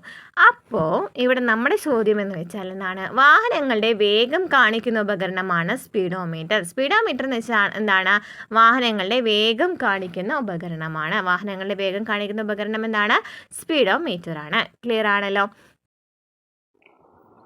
അപ്പോൾ സമവേഗം എന്ന് വെച്ചാൽ ഒരു വസ്തു തുല്യ സമയ ഇടവേളകൾ തുല്യ ദൂരം സഞ്ചരിച്ചിട്ടുണ്ടെന്നുണ്ടെങ്കിൽ നമുക്ക് എന്ന് പറയാം അത് സമവേഗത്തിലാണെന്ന് പറയാം അല്ലേ. അപ്പോൾ തുല്യ ദൂരത്തിലെല്ലാം സഞ്ചരിക്കുന്നുണ്ടെങ്കിൽ നമുക്ക് എന്ന് പറയാം അസമവേഗമാണെന്നും പറയാം അല്ലേ. അപ്പോൾ ഇത്രയാണ് നമുക്ക് 8ാം ക്ലാസ്സിൽ വരുന്നത്. എന്താണ് വേഗം, എന്താണ് ദൂരം, എന്താണ് സമവേഗം, എന്താണ് അസമവേഗം, അതുപോലെ തന്നെ എന്താണ് ചലനം. ഇത്രയും മാത്രം നമുക്ക് ആ ഒരു ചാപ്റ്ററിൽ വരുന്നുള്ളൂ. പിന്നെ നമുക്ക് ബലത്തെക്കുറിച്ചിട്ട് കുറച്ച് കാര്യങ്ങളും അവിടെ പറയുന്നുണ്ട്. നമുക്ക് നെക്സ്റ്റ് 9ാം ക്ലാസ്സിലാണ് ചാപ്റ്റർ വരുന്നത്. ഡീറ്റെയിൽ ആയിട്ട് ചലനവുമായി ബന്ധപ്പെട്ട് വരുന്ന ചാപ്റ്റർ 9ാം ക്ലാസ്സിലാണ്. ചലന സമവാക്യങ്ങൾ വരുന്നുണ്ട്, ചലന നിയമങ്ങൾ വരുന്നുണ്ട്. നമുക്ക് ആ ക്ലാസ്സിലേക്ക് കിടക്കാം. നെക്സ്റ്റ് ചാപ്റ്റർ 9ാം ക്ലാസ്സിലെ ഫിസിക്സിലെ 2ാമത്തെ ചാപ്റ്ററാണ്. ചലന സമവാക്യങ്ങൾ എന്നാണ് ഈ ഒരു ചാപ്റ്ററിൻ്റെ പേര്. അപ്പോൾ ഈ ഒരു ചാപ്റ്റർ നമ്മൾ ഡീറ്റെയിൽ ആയിട്ട് എടുത്തിട്ടുണ്ട്. അതായത് നമ്മളിതിൽ ഓരോ പോയിൻറ്റ്സും പറഞ്ഞിട്ടുണ്ടല്ലോ. നമ്മൾ കുട്ടികൾക്ക് പഠിക്കുന്ന രീതിയിൽ ഇതുപോലെ തന്നെ നമുക്ക് ഓരോ എക്സാമ്പിളൊക്കെ കുറേ എക്സാമ്പിൾ പറയുന്നുണ്ട് നമ്മൾ ഈ ഒരു ചാപ്റ്ററിലൊക്കെ. ചലനവുമായി ബന്ധപ്പെട്ട് വരുന്ന എല്ലാ ചലനം എന്നല്ല, നമുക്ക് SCRT നോക്കുകയാണെന്നുണ്ടെങ്കിൽ കുറേ എന്താണ് എക്സാമ്പിൾസ് പറഞ്ഞിട്ടാണ് കുട്ടികൾക്ക് മനസ്സിലാക്കി കൊടുക്കുന്നത്. അപ്പോൾ അത്രയ്ക്കും ഡീറ്റെയിൽ ആയിട്ട് ക്ലാസ്സുകൾ കാണണമെന്നുണ്ടെങ്കിൽ പ്ലേലിസ്റ്റ് ഒന്ന് ചെക്ക് ചെയ്താൽ മതി കേട്ടോ. അപ്പോൾ ഇവിടെ നമുക്ക് പഠിക്കാനായിട്ടുള്ളത് എന്താണ് സ്ഥാനാന്തരം എന്നാണ്. രണ്ട് സ്ഥാനങ്ങൾ തമ്മിലുള്ള നേർരേഖ അകലം ഒരു നിശ്ചിത ദിശയോട് കൂടി പ്രതിപാദിക്കുന്നതാണ് സ്ഥാനാന്തരം എന്ന് പറയുന്നത്. അപ്പോൾ സ്ഥാനാന്തരം എന്ന് വെച്ചാൽ എന്താണ്, രണ്ട് സ്ഥാനങ്ങൾ തമ്മിലുള്ള എന്താണ് നേർരേഖ അകലമാണ് അല്ലേ. ഇപ്പോൾ ഇത് എയും ഇത് ബി ആണെന്നുണ്ടെങ്കിൽ എയും ബിയും തമ്മിലുള്ള ഒരു നേർരേഖ അല്ലേ, നേർരേഖ അകലത്തെയാണെന്ന് പറയുന്നത് സ്ഥാനാന്തരം അല്ലെങ്കിൽ ഡിസ്പ്ലേസ്മെൻറ്റ് എന്ന് പറയുന്നത്. അപ്പോൾ ഈ സ്ഥാനാന്തരം ഇവിടെ നമുക്ക് നേർരേഖയിലുള്ള എന്താണ് പറയുക അകലമാണെന്ന് പറയാം. അതുപോലെ തന്നെ ഇവിടെ ദിശ കൂട്ടിച്ചേർത്ത് പറയുന്ന അളവാണ് സ്ഥാനാന്തരം എന്ന് പറയുന്നത്. അതായത് ഏത് ദിശയാണെന്നും കൂടെ ഇവിടെ പറയുന്നുണ്ട്, അതും കൂടെ പഠിച്ചു വെച്ചിരിക്കുക. അതിനാൽ തന്നെ ഇവിടെ നമുക്ക് ഓക്കെ, അപ്പോൾ ദിശയും കൂടി ചേർത്ത് പറയുന്നുണ്ടെന്ന് പറഞ്ഞു. അപ്പോൾ അങ്ങനെ ദിശ ചേർത്ത് പറയുന്നുണ്ടെങ്കിൽ നമ്മൾ എന്തെന്നാണ് പറയുക, അതിനെ സദിശ അളവ് എന്നാണോ അതിശ അളവ് എന്നാണ് പറയുക, സദിശ അളവ് എന്ന് പറയും അല്ലേ. അതായത് സ്ഥാനാന്തരം എന്ന് പറയുന്ന ഒരു സദിശ അളവാണെന്ന് പറയും. ഇവിടെ ദിശ ചേർത്ത് പറയുന്നുണ്ട് അല്ലേ. അതുപോലെ തന്നെ ഡിസ്പ്ലേസ്മെൻ്റ് ആണെന്ന് പറഞ്ഞു സ്ഥാനാന്തരം എന്ന് വെച്ചാൽ. ഇതിനെ നമ്മൾ ഡിനോട്ട് ചെയ്യുന്ന ലെറ്റർ എന്ന് പറയുന്നത് എസ് ആണ് കേട്ടോ. സ്ഥാനാന്തരം എസ് എന്ന് പറയുന്ന അക്ഷരം കൊണ്ടാണ് സൂചിപ്പിക്കുന്നത്. അതുപോലെ തന്നെ യൂണിറ്റ് ചോദിക്കുകയാണെങ്കിൽ എന്ത് തന്നെയാണ്, മീറ്റർ തന്നെയാണ്. സ്ഥാനാന്തരത്തിൻ്റെ യൂണിറ്റ് എന്താണ്, മീറ്റർ തന്നെയാണ്. ദൂരത്തിൻ്റെ യൂണിറ്റ് എന്താണ്, മീറ്റർ എന്ന് പറഞ്ഞു അല്ലേ. അപ്പോൾ മീറ്ററാണ് യൂണിറ്റ് വരുന്നത്. ക്ലിയർ ആണല്ലോ. അപ്പോൾ രണ്ട് സ്ഥാനങ്ങൾ തമ്മിലുള്ള നേർരേഖ അകലത്തെയാണ് സ്ഥാനാന്തരം എന്ന് പറയുന്നത്. ഇവിടെ ദിശയോട് കൂടി ചേർത്ത് പറയുന്ന അളവാണ് സ്ഥാനാന്തരം എന്ന് പറയുന്നത്. എസ് എന്ന് പറയുന്ന അക്ഷരം കൊണ്ടാണ് സൂചിപ്പിക്കുന്നത്. അതുപോലെ തന്നെ യൂണിറ്റ് ചോദിക്കുകയാണെങ്കിൽ എന്താണ്, മീറ്റർ ആണ് അല്ലേ. അളവിനോടൊപ്പം ദിശ കൂടി പ്രതിപാദിക്കേണ്ട അളവുകളെയാണ് സദിശ അളവുകൾ എന്ന് പറയുന്നത്. സദിശ അളവുകൾക്ക് അളവും ദിശയും ഉണ്ടാകും. ദിശ ആവശ്യമില്ലാത്ത അളവുകളാണ് അദിശ അളവുകൾ. അപ്പോൾ എന്താണ്, അളവിനോടൊപ്പം ദിശ കൂട്ടിച്ചേർത്ത് പറയുന്നുണ്ടെങ്കിൽ നമുക്കതിനെ എന്ന് പറയാം സദിശ അളവാണെന്ന് പറയാം. അതുപോലെ തന്നെ ഈ സദിശ അളവ് എന്ന് പറയുമ്പോൾ ദിശ ചേർത്ത് പറയുന്നവയാണ് അല്ലേ. ദിശ ആവശ്യമില്ലാത്ത അളവുകൾ അദിശ അളവ് എന്ന് പറയാം. അവിടെ എന്താണ്, ദിശ ചേർത്ത് പറയുന്നില്ല അല്ലേ. അപ്പോൾ സദിശ അളവ് എന്ന് വെച്ചാൽ എന്താണ്, ദിശ ചേർത്ത് പറയുന്നവയാണ്. അദിശ അളവ് എന്ന് വെച്ചാൽ ദിശ ചേർത്ത് പറയുന്നില്ല. സദിശ അളവിന് എക്സാമ്പിളാണ് സ്ഥാനാന്തരം എന്ന് പറയുന്നത്. ക്ലിയർ ആണല്ലോ. ഇനി അപ്പോൾ നമുക്കൊരു സ്ഥാനാന്തരം എടുക്കുകയാണെന്നുണ്ടെങ്കിൽ നമുക്കറിയാം നെഗറ്റീവ് രണ്ട് ദിശകൾ ഉണ്ടായിരിക്കും അല്ലേ. പോസിറ്റീവ് ദിശ ഉണ്ടായിരിക്കും, നെഗറ്റീവ് ദിശ ഇടുമായിരിക്കും. അത് ജസ്റ്റ് നമുക്കിപ്പോൾ നമ്മൾ പോസിറ്റീവ് ദിശ എടുക്കുകയാണെങ്കിൽ അതിന് ഓപ്പോസിറ്റ് ആയിരിക്കും നെഗറ്റീവ് ദിശ എന്ന് പറയുന്നത് മാത്രമേ ഇവിടെ പറയുന്നുള്ളൂ കേട്ടോ. അതായത് നമുക്ക് എയിൽ നിന്ന് ബി വരെ ഇവിടെ അളവ് കാണിച്ചിരിക്കുന്നത് നോക്കി 40 മീറ്റർ എന്നാണ്. അപ്പോൾ നമ്മൾ റൈറ്റ് സൈഡിലേക്ക് നമ്മൾ പോസിറ്റീവ് ആണ് എടുത്തതെന്ന് വിചാരിക്കുക. അപ്പോൾ എയിൽ നിന്ന് ബിയിലേക്ക് ഞാനിപ്പോൾ പോസിറ്റീവ് ആണ് എടുത്തതെന്നുണ്ടെങ്കിൽ ഇനി ബിയിൽ നിന്ന് എയിലേക്ക് പറയുമ്പോൾ നമുക്ക് മൈനസ് എടുക്കണം. അതായത് -40 ആണ് വരിക. എയിൽ നിന്ന് ബിയിലേക്കുള്ള സ്ഥാനാന്തരം പോസിറ്റീവ് ആണെന്നുണ്ടെങ്കിൽ ബിയിൽ നിന്ന് എയിലേക്കുള്ള ദൂരം സ്ഥാനാന്തരം എന്ന് പറയുന്നത് എന്തായിരിക്കണം? -40 എടുക്കണം. അവിടെ നമുക്ക് പോസിറ്റീവ് സൈനും മൈനസ് സൈനും എടുക്കേണ്ടതായിട്ട് വരും. ഇതിപ്പോൾ നമുക്ക് തിരിച്ചെടുക്കാം കേട്ടോ. അപ്പോൾ ഞാനിപ്പോൾ എയിൽ നിന്ന് ബിയിലേക്ക് -40 എടുക്കുകയാണെന്നുണ്ടെങ്കിൽ ബിയിൽ നിന്ന് എയിലേക്ക് എന്ത് എടുക്കണം? +40 എടുക്കണം. ഓക്കെ, നമ്മൾ എടുക്കുന്ന ദിശയ്ക്ക് അത് ഏതെടുക്കണം എന്നുള്ളത് പറയുന്നില്ല. പക്ഷേ നമുക്ക് പ്രോബ്ലംസ് ഒക്കെ ചെയ്യുകയാണെന്നുണ്ടെങ്കിൽ ഇങ്ങനെ പഠിച്ച് വെച്ചിരിക്കുക. കിഴക്ക് ദിശയിലേക്ക് വരുന്നത് എന്നാണ്, ഈ ഒരു ഭാഗത്തേക്ക് വരുന്നത് നമ്മൾ പോസിറ്റീവായിട്ട് എടുക്കാനും ഈ ഒരു ദിശയ്ക്ക് വരികയാണെന്നുണ്ടെങ്കിൽ നെഗറ്റീവായിട്ട് എടുക്കാനും പഠിച്ച് വെച്ചിരിക്കുക. അപ്പോൾ നമുക്ക് ഒരു ഏതാണ് പഠിക്കുന്നത് അത് തന്നെ നമുക്ക് കണ്ടിന്യൂ ആയിട്ട് കൊണ്ടുപോകണമെന്ന് മാത്രം. അതുപോലെ തന്നെ ഒരു വസ്തു നേർരേഖാ പാതയിലൂടെ ഒരേ ദിശയിൽ സഞ്ചരിക്കുമ്പോൾ മാത്രമാണ് സ്ഥാനാന്തരത്തിൻ്റെയും സഞ്ചരിച്ച ദൂരത്തിൻ്റെയും മൂല്യം തുല്യമാകുന്നത്. അതായത് നമ്മൾ പറഞ്ഞു ഇപ്പം എ എന്ന് പറഞ്ഞാൽ ബി എന്ന് പറഞ്ഞ ഒരു പോയിന്റ് ഉണ്ട് അല്ലേ. ഇവിടുന്ന് നേർരേഖയിൽ സഞ്ചരിക്കുമ്പോഴാണ് അതിന് നമ്മൾ സ്ഥാനാന്തരം അല്ലേ, സ്ഥാനാന്തരം കണ്ടുപിടിക്കുന്നതിനായിട്ട് നേർരേഖയിൽ സഞ്ചരിക്കണം എന്ന് പറയുന്നൊരു നിർബന്ധമുണ്ട്. അതുപോലെ തന്നെ ഇപ്പം ദൂരം എന്ന് പറയുന്നത് ഇപ്പോൾ വളഞ്ഞു തിരിഞ്ഞിട്ടാണ്, ഇപ്പോൾ നോക്കി ഇങ്ങനെ വളഞ്ഞു തിരിഞ്ഞിട്ടാണ് പോകുന്നതെന്നുണ്ടെങ്കിൽ നമുക്ക് അതിനെ ദൂരം എന്ന് പറയാം അല്ലേ. എന്നാൽ സ്ഥാനാന്തരം എന്ന് പറയുമ്പോൾ സ്ഥാനാന്തരം ദൂരം തുല്യമാകണമെന്നുണ്ടെങ്കിൽ ഇത് രണ്ടും എന്തായിരിക്കണം? നേർരേഖ ദിശയിൽ സഞ്ചരിക്കണം അല്ലേ. സ്ഥാനാന്തരം എന്ന് പറയുമ്പോൾ എന്തായാലും നേർരേഖ ദിശയിൽ തന്നെയാണ് സഞ്ചരിക്കേണ്ടത്. അപ്പോൾ ദൂരം എന്ന് പറയുന്നത് നേർരേഖയിൽ സഞ്ചരിക്കാൻ മാത്രമാണെന്നുണ്ടെങ്കിൽ മാത്രമാണ് ഇവ രണ്ടും തുല്യമാകുന്നത്. അതാ പറയുന്നത് ഒരു വസ്തു നേർരേഖ പാതയിലൂടെ ഒരേ ദിശയിൽ തന്നെ സഞ്ചരിക്കണം അല്ലേ. ഒരേ ദിശയിൽ സഞ്ചരിക്കുമ്പോൾ മാത്രമാണ് സ്ഥാനാന്തരത്തിൻ്റെയും സഞ്ചരിച്ച ദൂരത്തിൻ്റെയും മൂല്യം തുല്യമാക്കുന്നത്. അപ്പോൾ ഒരു വസ്തു നേർരേഖ പാതയിലൂടെ ഒരേ ദിശയിൽ സഞ്ചരിക്കുമ്പോൾ മാത്രമാണ് സ്ഥാനാന്തരത്തിൻ്റെയും അതുപോലെ തന്നെ സഞ്ചരിച്ച ദൂരത്തിൻ്റെയും മൂല്യം തുല്യമാക്കുന്നത്. ക്ലിയർ ആണല്ലോ. ഇപ്പോൾ നമുക്കിവിടെ ഒരു പിക്ചർ കാണിച്ചിട്ടുണ്ട് അല്ലേ. ഇവിടെ നോക്കി ചിത്രം 2.2b നോക്കാം. ഇവിടെയാണെന്നുണ്ടെങ്കിൽ പിയിൽ നിന്ന് എസ്സിലേക്ക് പോകുന്നുണ്ട്. അപ്പോൾ ഇത് നേർരേഖയിലാണ് പോകുന്നത്. അപ്പോൾ നമുക്ക് സ്ഥാനാന്തരം കണ്ടുപിടിക്കുന്നതിനായിട്ട് നേർരേഖ തന്നെയാണ് എടുക്കേണ്ടത്. പക്ഷേ ഇവിടെ നമുക്ക് ദൂരം എന്ന് പറയുന്നത് കണ്ടുപിടിക്കാനായിട്ട് വേറെ വഴിയൊന്നും കാണിച്ചിട്ടില്ല അല്ലേ, വേറെ പാത്തൊന്നും കാണിച്ചിട്ടില്ല. അപ്പോൾ നേർരേഖയിൽ തന്നെയാണ് സഞ്ചരിക്കുന്നതെന്ന് മനസ്സിലായി. അതും ഒരേ ദിശയിലാണെന്നും കാണിച്ചിട്ടുണ്ട് അല്ലേ. അപ്പോൾ ഒരേ ദിശയിലാണെന്നുണ്ടെങ്കിലാണ് ഈ രണ്ടും ദൂരം തുല്യമാകുന്നത്. 60 + 40 എത്രയാണ്? 120 ആണ് വരിക. അപ്പോൾ 120 എന്ന് പറയുന്നതായിരിക്കും ഇവിടുത്തെ ദൂരവും അതുപോലെ തന്നെ സ്ഥാനാന്തരവും. എന്താണ് പ്രവേഗം എന്ന് വെച്ചാൽ? പ്രവേഗം എന്ന് വെച്ചാൽ എന്താണ്? ഒരു വസ്തുവിന് യൂണിറ്റ് സമയത്തിലുണ്ടാകുന്ന സ്ഥാനാന്തരത്തെയാണ് പ്രവേഗം എന്ന് പറയുന്നത്. എന്താ പറയുന്നത്? ഒരു വസ്തുവിന് യൂണിറ്റ് സമയത്തിലുണ്ടാകുന്ന സ്ഥാനാന്തരം അല്ലേ. അതായത് സ്ഥാനാന്തരം ബൈ സമയം അല്ലേ. സ്ഥാനാന്തരം ബൈ സമയം എന്ന് പറയുന്നതാണ് എന്തെന്ന് പറയുന്നത് പ്രവേഗം കണ്ടുപിടിക്കുന്നതിനുള്ള ഇക്വേഷൻ അല്ലേ. സ്ഥാനാന്തരം ബൈ സമയമാണ് പ്രവേഗം കണ്ടുപിടിക്കുന്നതിനുള്ള ഇക്വേഷൻ. വേഗമാണെന്നുണ്ടെങ്കിൽ എന്തായിരുന്നു? വേഗമാണെങ്കിൽ ദൂരം ബൈ സമയമായിരുന്നു. അപ്പോൾ പ്രവേഗം എന്ന് വെച്ചാലോ സ്ഥാനാന്തരം ബൈ സമയമാണ്. അപ്പോൾ അതായത് v = എന്നാണ് s/t ആണ്. ഇനി യൂണിറ്റ് എങ്ങനെയാണ് കണ്ടുപിടിക്കുക? അതിൻ്റെയൊക്കെ യൂണിറ്റ് എങ്ങനെ കണ്ടുപിടിക്കുക കഴിഞ്ഞ ക്ലാസ്സിൽ പറഞ്ഞു തോന്നുന്നു അല്ലേ. എങ്ങനെയാണ് കണ്ടുപിടിക്കുക? ആദ്യം തന്നെ നമ്മൾ സ്ഥാനാന്തരം ബൈ സമയമല്ലേ നമ്മുടെ ഇക്വേഷൻ എന്ന് പറയുന്നത്. അപ്പോൾ സ്ഥാനാന്തരത്തിൻ്റെ യൂണിറ്റ് എന്ന് പറയുന്നത് എന്താണ്? മീറ്റർ ആണല്ലോ അല്ലേ. സ്ഥാനാന്തരത്തിൻ്റെ യൂണിറ്റ് ബൈ എത്രയാണ്? സ്ഥാനാന്തരത്തിൻ്റെ യൂണിറ്റ് മീറ്റർ ആണ്. ഇനി സമയത്തിൻ്റെ യൂണിറ്റ് ആണെന്നുണ്ടെങ്കിൽ എന്താണ്? എസ് ആണ്, സെക്കൻഡ് ആണ്. അപ്പം നമുക്ക് m/s എന്ന് കൊടുക്കാം അല്ലേ. m/s എന്ന് കൊടുക്കാം. അങ്ങനെയാണ് നമ്മുടെ ഇക്വേഷനും അതുപോലെ തന്നെ ഇക്വേഷനിൽ നിന്ന് എങ്ങനെയാണ് യൂണിറ്റ് കണ്ടുപിടിക്കണമെന്ന് മനസ്സിലാക്കുന്നുണ്ട്. അപ്പോൾ പ്രവേഗത്തിൻ്റെ യൂണിറ്റ് എന്ന് പറയുന്നത് സ്ഥാനാന്തരത്തിൻ്റെ യൂണിറ്റ് ബൈ എന്തായിരിക്കും? സമയത്തിൻ്റെ യൂണിറ്റ് ആയിരിക്കും. പ്രവേഗത്തിൻ്റെ ഇക്വേഷൻ എന്ന് പറയുന്നത് എന്താണ്? സ്ഥാനാന്തരം ബൈ സമയമാണ്. അപ്പോൾ സ്ഥാനാന്തരം ബൈ സമയം എന്ന് പറയുമ്പോൾ സ്ഥാനാന്തരത്തിൻ്റെ യൂണിറ്റ് മീറ്റർ ആണ്, സമയത്തിൻ്റെ യൂണിറ്റ് എന്താണ്? എസ് ആണ്. അപ്പം m/s ആണ്. അപ്പോൾ ഒരു വസ്തുവിന് യൂണിറ്റ് സമയത്തിലുണ്ടാകുന്ന സ്ഥാനാന്തരത്തെയാണ് പ്രവേഗം എന്ന് പറയുന്നത്. പ്രവേഗം എന്ന് പറയുന്നത് സദിശ അളവാണോ ദിശ അളവാണോ? സദിശ അളവാണ്. അതായത് ദിശ ചേർത്ത് പറയുന്നതാണ് എന്ന് പറയുന്നത് പ്രവേഗം എന്ന് പറയുന്നത്. ഇനി സ്ഥാനാന്തരത്തിൻ്റെ ദിശയാണ് പ്രവേഗത്തിൻ്റെയും ദിശ എന്ന് പറയുന്നത്. സ്ഥാനാന്തരത്തിൻ്റെ ദിശ ഏതാണോ അത് തന്നെയായിരിക്കും പ്രവേഗത്തിൻ്റെ ദിശ എന്ന് പറയുന്നത്. ഇതിൻ്റെ യൂണിറ്റ് എന്താണ്? m/s ആണ്. അപ്പം എന്താ പഠിച്ചത്? ഒരു വസ്തുവിൻ്റെ യൂണിറ്റ് സമയത്തിലുണ്ടാകുന്ന സ്ഥാനാന്തരത്തെയാണ് പ്രവേഗം എന്ന് പറയുന്നത്. ഇനി പ്രവേഗം എന്ന് പറയുന്നത് ഒരു സദിശ അളവാണ്. സ്ഥാനാന്തരത്തിൻ്റെ ദിശയാണ് പ്രവേഗത്തിൻ്റെയും ദിശ. അതിൻ്റെ യൂണിറ്റ് എന്ന് പറയുന്നത് m/s ആണ്. ഇനി ഒരു വസ്തുവിൻ്റെ ഉണ്ടാകുന്ന സ്ഥാനാന്തരം അതിൻ്റെ സഞ്ചാര പാതയെ ആശ്രയിക്കില്ല. ഒരു വസ്തുവിന് ഉണ്ടാകുന്ന സ്ഥാനാന്തരം സഞ്ചാര പാതയെ ആശ്രയിക്കുന്നില്ല. എന്നാൽ പ്രവേഗം കണക്കാക്കുകയാണെന്നുണ്ടെങ്കിൽ വസ്തു സഞ്ചരിക്കാൻ എടുക്കുന്ന ആകെ സമയം തന്നെയാണ്. എന്താ പറയുന്നത്? ഒരു വസ്തുവിന് ഉണ്ടാകുന്ന സ്ഥാനാന്തരം എന്ന് പറയുന്നത് അതിൻ്റെ സഞ്ചാര പാതയെ ആശ്രയിക്കുന്നില്ല. എന്നാൽ പ്രവേഗം കണക്കാക്കാനായിട്ട് പരിഗണിക്കേണ്ടത് വസ്തു സഞ്ചരിക്കാനെടുത്ത ആകെ സമയത്തെയാണ്. ഒരു ക്വസ്റ്റ്യൻ നോക്കിയേ, 72 മീറ്റർ സ്ഥാനാന്തരം സംഭവിച്ചത് 18 സെക്കൻഡ് സമയം കൊണ്ട് അല്ലേ, എങ്കിൽ ഒരു സെക്കൻഡിനുണ്ടായി സ്ഥാനാന്തരം കണക്കാക്കുക. അപ്പോൾ സ്ഥാനാന്തരം കണക്കാക്കുന്നതിനായിട്ട് ഇവിടെ സ്ഥാനാന്തരം ബൈ സമയമാണ് ചെയ്തിരിക്കുന്നത്. ഇത് പ്രവേഗമാണ് ഇവിടെ നമ്മൾ ഉദ്ദേശിക്കുന്നത് കേട്ടോ.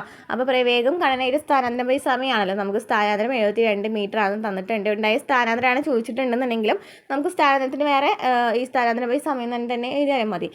അപ്പോൾ എന്താണ് 72/18 = 4 മീറ്റർ പെർ സെക്കൻഡ് എന്ന് കിട്ടും.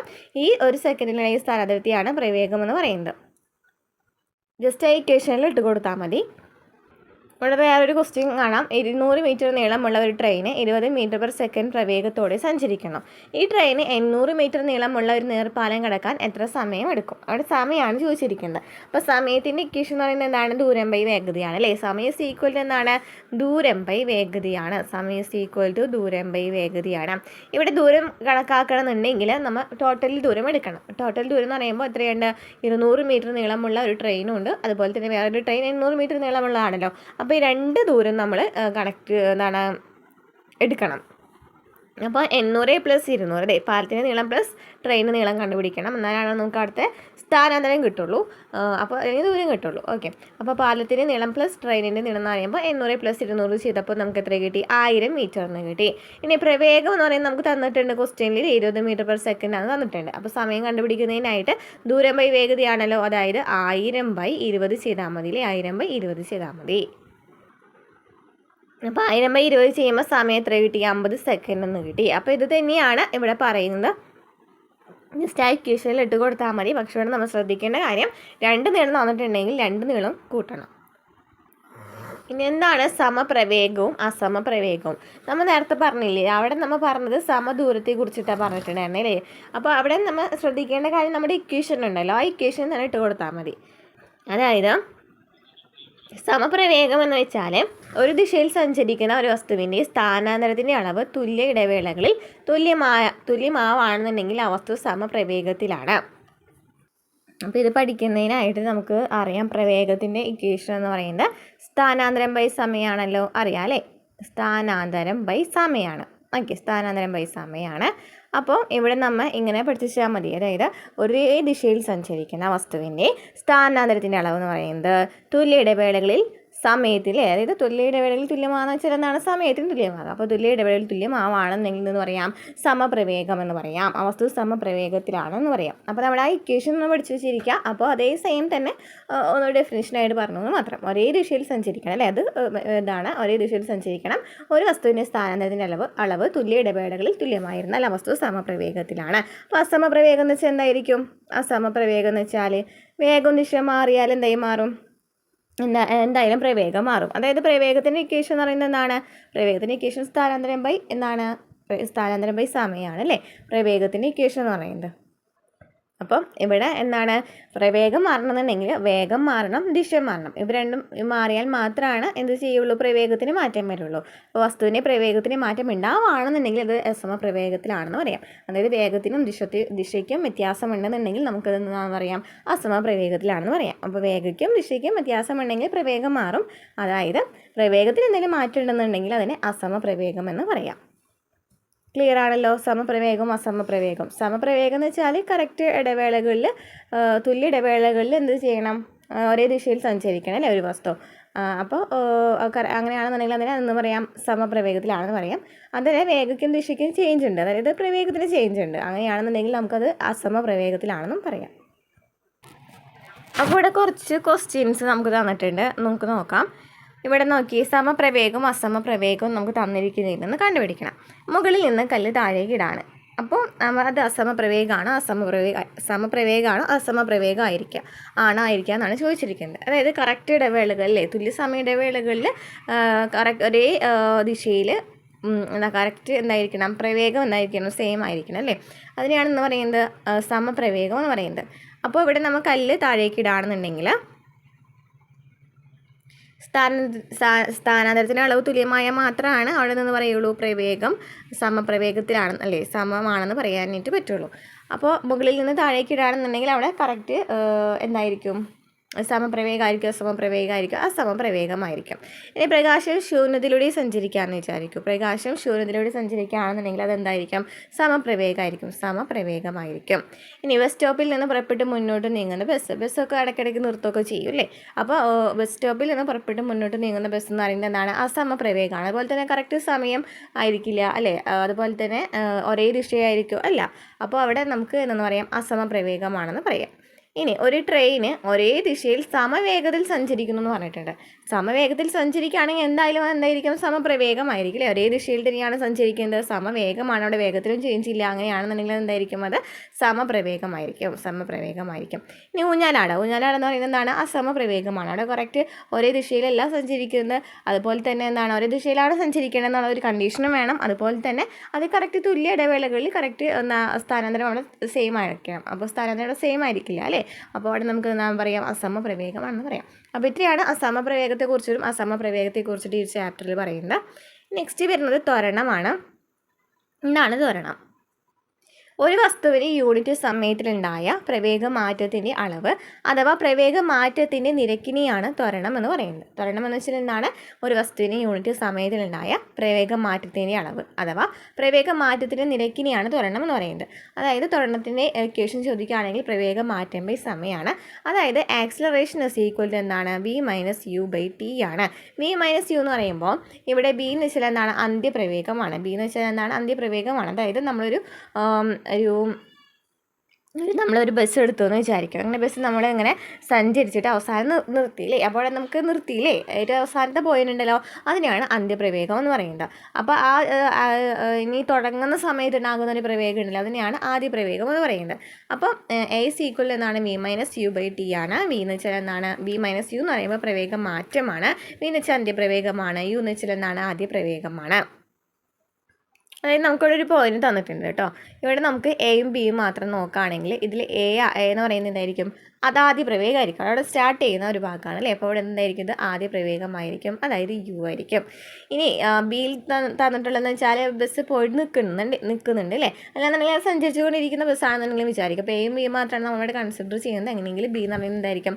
അന്ത്യപ്രവേഗമായിരിക്കും, ബി ആയിരിക്കും അല്ലേ? അപ്പോൾ ഇത് രണ്ടും ചേഞ്ച് ചെയ്യാൻ പറ്റും. അതായത് ഇവിടെ നമുക്ക് തന്നിട്ടുള്ളത് 0 മീറ്റർ/സെക്കൻഡ് ആണ് ഇവിടെ പ്രവേഗം. അപ്പോൾ നമ്മൾ v-u/t എന്ന് പറയുമ്പോൾ 4 - 0 ഇവിടെ സമയം എത്രയാണ്? 2 സെക്കൻഡ് ആണ് അല്ലേ? 0ൽ നിന്ന് 2 സെക്കൻഡ് അല്ലേ? അപ്പോൾ 2 സെക്കൻഡ് ആണ് വരാം. അപ്പോൾ അങ്ങനെ ചെയ്യുകയാണെന്നുണ്ടെങ്കിൽ നമ്മുടെ അവിടെ എന്ത് കിട്ടും? പ്രവേഗം മാറ്റത്തിന് നിരക്ക് കിട്ടും, അതായത് ത്വരണം കിട്ടും. അതായത് v-u/t ആണ് നമ്മുടെ ഇക്വേഷൻ എന്ന് പറയുന്നത്. 4 എത്രയായിരുന്നു വന്നിട്ടുണ്ടായിരുന്നത്? 4 - 0 ആണ് വന്നിട്ടുണ്ടായിരുന്നില്ല. അപ്പോൾ 0 എഴുതിയിട്ടില്ലെങ്കിൽ കുഴപ്പമില്ല. അപ്പോൾ 4 - 0/2 - 0 ആയിരുന്നു അല്ലേ? അപ്പോൾ 4/2 ചെയ്യുമ്പോൾ നമുക്ക് എത്ര കിട്ടി? 2 m/s² എന്ന് കിട്ടി. ഓക്കെ. ഇനി ത്വരണം എന്ന് പറയുന്നത് ഒരു സദിശ അളവാണ്. നമ്മൾ നേരത്തെ പറഞ്ഞു സ്ഥാനാന്തരം എന്ന് പറയുന്നത് സദിശ അളവാണെന്ന് പറഞ്ഞു. അതുപോലെ തന്നെ ത്വരണം എന്ന് പറയുന്നത് തന്നെയാണ് സദിശ അളവാണ്. ഇനി നമുക്ക് യൂണിറ്റാണ് കണ്ടുപിടിക്കേണ്ടത്. ത്വരണത്തിൻ്റെ യൂണിറ്റ് എങ്ങനെ കണ്ടുപിടിക്കും? പ്രവേഗമാറ്റത്തിൻ്റെ, അതായത് പ്രവേഗത്തിൻ്റെ യൂണിറ്റും ബൈ സമയത്തിൻ്റെ യൂണിറ്റും ചെയ്താൽ മതി അല്ലേ? നമ്മൾ നേരത്തെ പറഞ്ഞ യൂണിറ്റ് കണ്ടുപിടിക്കുന്നതിനായിട്ട് എളുപ്പമാണ്. എങ്ങനെയാണ്? പ്രവേഗമാറ്റത്തിൻ്റെ യൂണിറ്റ് ബൈ സമയത്തിൻ്റെ യൂണിറ്റ്. പ്രവേഗമാറ്റത്തിൻ്റെ യൂണിറ്റ്, അതായത് പ്രവേഗത്തിൻ്റെ യൂണിറ്റ് എന്ന് പറയുന്നത് നമ്മൾ എത്രയാണെന്ന് കണ്ടുപിടിച്ചിട്ടുണ്ടായിരുന്നു? m/s ആണെന്ന് കണ്ടുപിടിച്ചിട്ടുണ്ടായിരുന്നു അല്ലേ? ബൈ സമയത്തിൻ്റെ യൂണിറ്റ് എന്ന് പറയുമ്പോൾ ബൈ സെക്കൻഡ് വരും. അപ്പോൾ നമുക്കിതിനെങ്ങനെ എഴുതാം? m/s² എന്ന് എഴുതിക്കൂടെ? m/s² എന്ന് എഴുതാം. അതാണ് നമ്മുടെ ത്വരണത്തിൻ്റെ യൂണിറ്റ് എന്ന് പറയുന്നത്.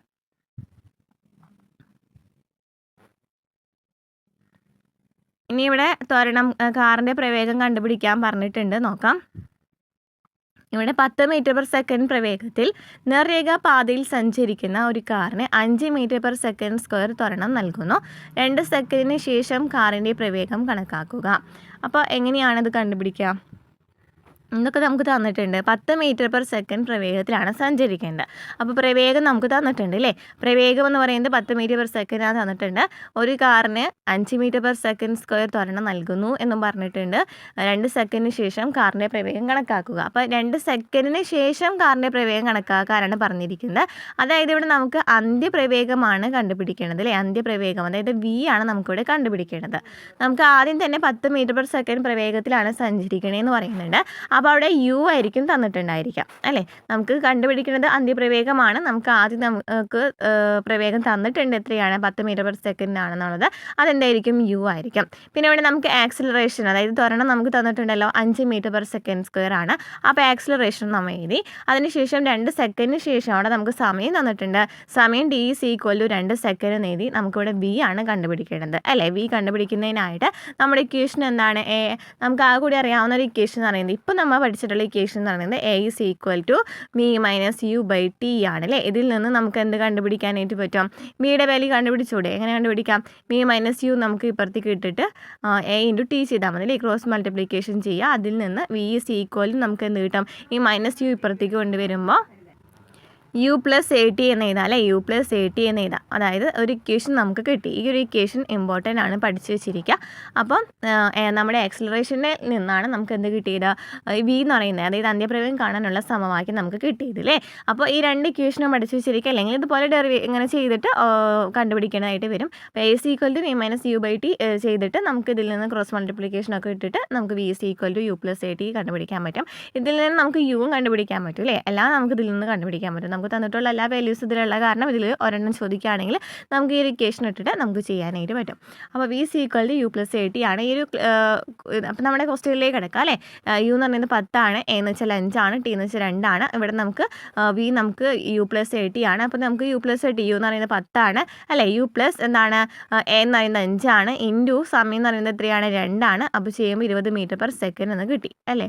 ഇതുപോലെ തന്നെയാണ് നെക്സ്റ്റ് ക്വസ്റ്റ്യൻ നോക്കുകയാണെന്നുണ്ടെങ്കിൽ ത്വരണം കണക്കാക്കാനാണ്. ത്വരണം കണ്ടുപിടിക്കുന്നതിനായിട്ട് a = v - u/t ആണ് അല്ലേ.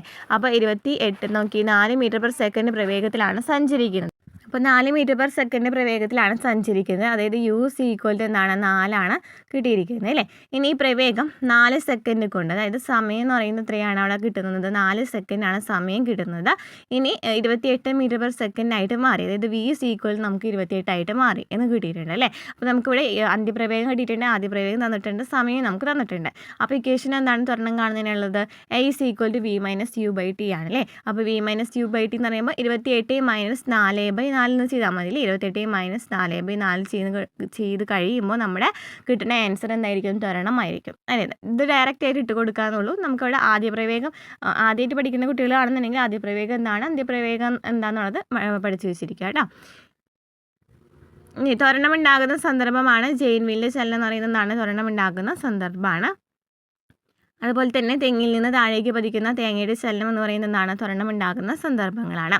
ഇനി നമ്മുടെ ഇതിൽ നമ്മൾ നേരത്തെ പ്രവേഗത്തിനെ കുറിച്ച് പറഞ്ഞപ്പോൾ ഈ പ്രവേഗം കുറഞ്ഞു വരുന്ന സന്ദർഭം ഉണ്ടായിരിക്കും. നമ്മൾ പ്രവേഗം കൂടി വരുന്ന സന്ദർഭങ്ങളാണ് ഇത്ര നേരം പഠിച്ചിട്ടുണ്ടായിരുന്നത് അല്ലേ. ഇങ്ങനെ പ്രവേഗം കുറഞ്ഞു വരാണെന്നുണ്ടെങ്കിൽ എന്ത് സംഭവിക്കും? പ്രവേഗം കുറഞ്ഞു വരുന്ന സന്ദർഭത്തെയാണ് എന്ന് പറയുന്നത് മന്ദീകരണം എന്ന് പറയുന്നത്.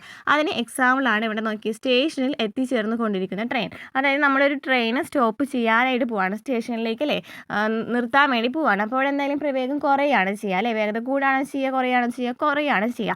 അപ്പോൾ പ്രവേഗം അങ്ങനെ കുറഞ്ഞുകൊണ്ടിരിക്കുകയാണ്, പ്രവേഗം കുറഞ്ഞുകൊണ്ടിരിക്കുകയാണ്. അപ്പോൾ എന്താണ് ത്വരണം കുറയുന്നുള്ള ഒരു എക്സാമ്പിൾ പറയുകയാണെന്നുണ്ടെങ്കിൽ സ്റ്റേഷനിൽ എത്തിച്ചേർന്ന് കൊണ്ടിരിക്കുന്ന ട്രെയിനാണ്. അതുപോലെ മുകളിലേക്ക് ഒരു കല്ല് എറിഞ്ഞു എന്ന് വിചാരിക്കും. അപ്പോൾ നമുക്കറിയാം ഒരു പോയിന്റ് എത്തുമ്പോൾ അതെന്താണ് ഭയങ്കര പതുക്കനെ പോയിട്ട് പിന്നെ താഴേക്ക് വീണ്ടും വരില്ല ചെയ്യുക. അപ്പോൾ അവിടെ പ്രവേഗം കുറയാണ് ചെയ്യുന്നത് അല്ലേ. അപ്പോൾ ഇതൊക്കെ എന്താണ് പ്രവേഗം കുറഞ്ഞു വരുന്ന സന്ദർഭങ്ങളാണ്. അതായത് ഇത് മന്ദീകരണത്തിന് എക്സാമ്പിൾ ആണെന്ന് പറയാം. അതായത് പ്രവേഗം കുറഞ്ഞു വരുന്നതിൻ്റെ നിരക്കാണ് നെഗറ്റീവ് ത്വരണം അല്ലെങ്കിൽ മന്ദീകരണം എന്ന് പറയുന്നത്. പ്രവേഗം കുറഞ്ഞു വരികയാണെന്നുണ്ടെങ്കിൽ അവിടെ നമുക്ക് നെഗറ്റീവ് വാല്യൂ ആയിരിക്കും കിട്ടുന്നുണ്ടായിരിക്കുക. അല്ലാന്നുണ്ടെങ്കിൽ ഇതിനെ നിന്ന് പറയാം മന്ദീകരണം എന്ന് പറയാം. മന്ദീകരണമാണ് എപ്പോഴും ചോദിക്കാറുള്ളത് കേട്ടോ. അപ്പോൾ ഇതിൻ്റെ unit metre per second square തന്നെയായിരിക്കും. കാരണം ത്വരണത്തിൻ്റെ വേറൊരു വെറൈറ്റിയാണ് മന്ദീകരണം എന്ന് പറയുക അല്ലേ. ത്വരണം കുറഞ്ഞു വരുന്നതിനെയാണെന്ന് പറയുന്നത് മന്ദീകരണം എന്ന് പറയുന്നത്, അല്ലെങ്കിൽ നെഗറ്റീവ് ത്വരണം എന്ന് പറയുന്നത്. അപ്പോൾ അതിൻ്റെ യൂണിറ്റ് ചോദിക്കുകയാണെങ്കിൽ മീറ്റർ പെർ സെക്കൻഡ് സ്ക്വയർ തന്നെയായിരിക്കും. ക്ലിയർ ആണല്ലോ. ഇനി മന്ദീകരണം എഴുതുമ്പോൾ നെഗറ്റീവ് ചിഹ്നം നൽകേണ്ടതുണ്ടോ? നെഗറ്റീവ് ചിഹ്നം നൽകണില്ല. കാരണം നമുക്കറിയാം മന്ദീകരണം എന്ന് വെച്ചാൽ തന്നെ എന്തായിരിക്കും? മൈനസ് ആയിരിക്കും. പിന്നെ നമുക്കവിടെ വേറൊരു നെഗറ്റീവ് സൈൻ അവിടെ കൊടുക്കേണ്ടി വരുന്നില്ല. Okay.